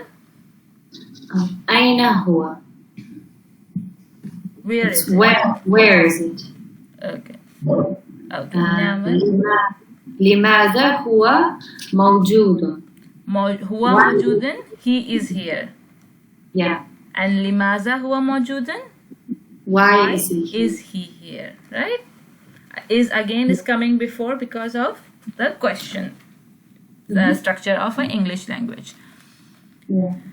لماذا ماذا or ما هو? Maza huwa or ma huwa? ما هو. What is So that can be translated as what is he or What is when is he? Why not just it? Just depends on the context. no, because what is cannot become with the living thing, right? No, for example, Aina huwa, where is it? It can also be where is he? It Yeah, depends on the where is context. he or where is it? Depends on the context. Yes, aina huwa. Usada, can I ask you a question? Yes, please. If we were to grammatically analyze this jumla ithmiya, the mubtada would be, would we include the hal huwa? So, for example, No. hal huwa, No.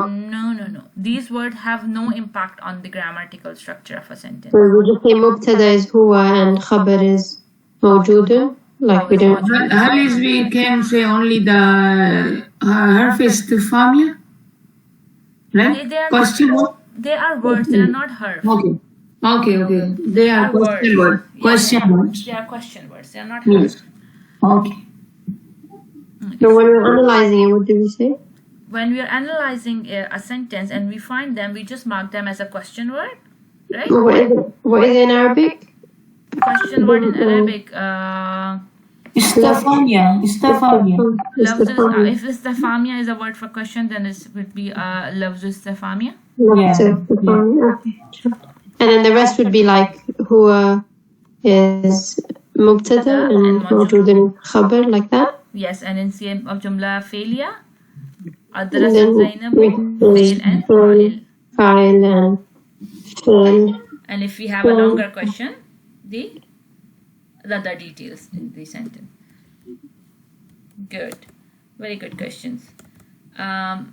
Now, Sister Samia, please carry on reading. Sorry, Sister Raisa. Okay. Note that when aina or ma are used with a sentence that has jar wa majroor in it,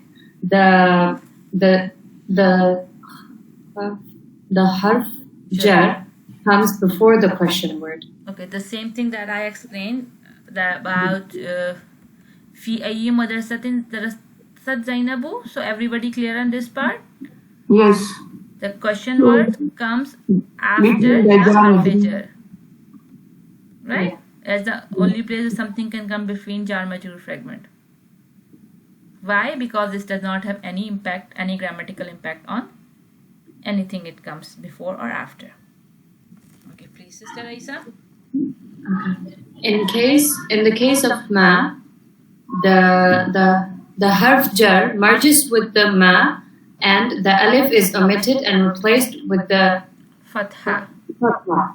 Okay, so when you say a question word ma, what does it mean? What? What? Question word ma means what. So when we have not maza, we're talking about ma. When we have a question word ma and we have a jar before it, harf jar before it, so we merge it with the harf jar and omit the a. Like if we have fi ma, we say fi ma like ya and mim together, and we will have fatha on ma but not alif. Right? This is something that you have to remember. If you spot some kind of thing in Quran, then you will say, okay, this is a attached question word with harfi jar. Yeah, lima. Lima, you have heard lima a lot of time. Lima in Quran. So inshallah, when you spot it, Lima is for what? Lima. li is harfi jar. Yeah, it means for what? Yes. But for it what? says alif is omitted, but fima we not we pronounce alif. No, we will not pronounce alif. We will pronounce fatha. Oh yeah, right, yeah. But alif is still in written, right? No, alif is omitted. You In only written see form ma. also? You mean only see ma, not ma alif. You will not see ma written. You will see only meme written there with the fatha on it. If you find any combination of harfe jar with meme, fatha on a meme, it is your question word ma, which means what? Like lima, Lima, fima, not lima, lima. lima, Lima. fima. Okay. Okay. Yeah. When you find this combination, don't get confused that I don't know what it is. It can be your harfe jar combined with the question word ma. Okay, and now Sister Samia, I want you to read this, please. Take a look at the examples below. Min aina huwa, where is he from? The harf jar min comes before the question word aina. Okay, so the point is again clarified in the example. Min means from, aina means here, and huwa means it or he. So when I say min huwa, so we cannot say min because huwa has to be in jar majroor form. So we can say min hu. Right? We cannot say min huwa. Yeah. Right? But when we have aina coming between min and aina, so it is huwa is independent form. Yeah. So when we say min aina huwa, where is he from? Okay. Next one, please. Amma yatasaaluna. What are they asking each other about? The harf jar an comes before the question word ma. The alif is replaced with a fatha. So when we say harfe jar is an, and this amma is harfe jar an plus meme of amma. So since it should be anma, right? An and ma, but you know when you say anma, it doesn't make a good sound, right? Anma, it doesn't go with the flow. It's stopping you. So what the Arab did, they replaced the noon with meme for the flow of the word, and they put it as amma. So there one meme in amma is with shadda, so it means that we have two ma in here. So one ma is with and the second ma is a question word. Okay, I know the silence. Nobody got it. Yeah, I got it, Ustaza. We are just thinking because fi ma sometimes in most of the time in Quran fi ma meme alif and fatha. So I'm just confused. Fi ma without alif and fi ma. So what's the difference in grammatical way? When we see the example, we'll find out. But now you have to see that when about this particular one, inshallah ta'ala, I'll explain it to you later. Now let's see how everybody process it. Sister Samia, can you please tell me how did you process amma? There is an and ma. So when it's together, then the noon goes. We drop the noon and we put the shadda on the meme. So it becomes amma, and you drop the alif and put the fatha. Yes. So Sister Sarah, you are doing tajweed, right? Does it make sense to you? Yes, Ustada. How I process it is that an is when we studied about an we know is about, and ma here we know that ma is the question word here. So when we combine the two, it will be an about and ma what. So about what. So basically, it's we are getting two words here. Amma about what. So when we look at the question, these two words are highlighted. What are they asking about? So this what and about is we are getting them from Amma. That is good. You And in explained it. Tajweed, I just want to share with my sister here that in Tajweed, Noon and Meem, both are the letters of Gunna. We have the Noon Shadda and Meem Shadda. When they have Tajdeed, we basically take them out from our nose, the nasal passage. So when we do the Gunna, Noon and Meem are from the same passage. And both are called the Gunna words. So what we do is when we are combining them, we need to remove one because both are from the same passage. So it becomes very difficult for the reciter to recite them from the same passage. And they sound very similar when the Gunna is being done. So that's the reason the Arabs removed the Noon and they replaced it with the Meem. Very good. So to some of you, it makes thing easy, but some of you it more complicate.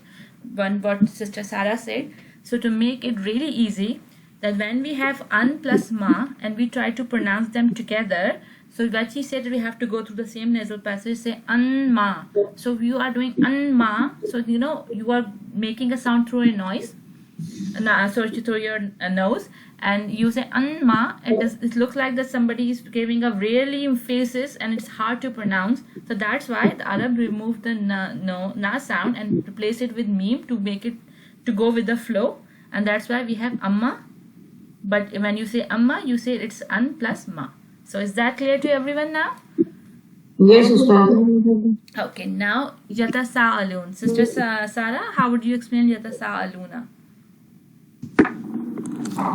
Yatasa'aluna, the una here will tell us about this. It's the rafa status here. Okay. So and una is giving us the meaning of plural. Okay. Now, sister, no. Sorry. This is something, that's why I ask you. This is something we have not studied. Yatasa'aluna is Fi'l Mudari. Okay. And we will study something, inshallah, next on Tuesday. Monday we have a bank holiday, so Tuesday we'll start Fi'l Mudari. We'll study it there. So I'm not confusing you all into Yatasa'aluna here now. Just look at the translation and we'll just move ahead. Inshallah, when we do Fi'l Mudari, you will understand. Right? It is the Fi'l Mudari in hum form, right? So, yatasa'aluna, but if I say tasa'alu is a fi'l madi, if I say tasa'alu is a fi'l, so how would you say the hum version of tasa'alu? Tasa'al is a fi'l, sorry, tasa'alu, I'm giving a hum format anyway.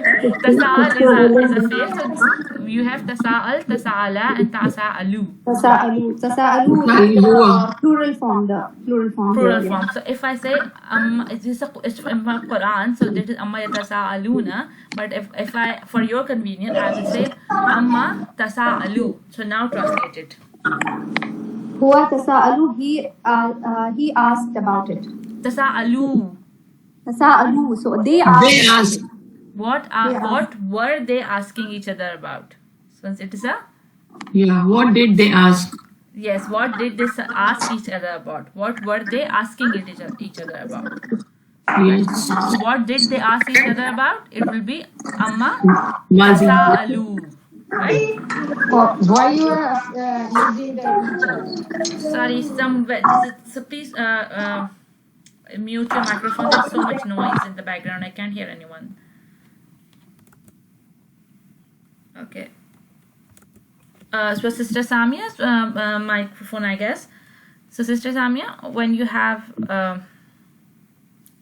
Sister Parveen, if you mute, and then Sister Samia, if you speak, then it will be better.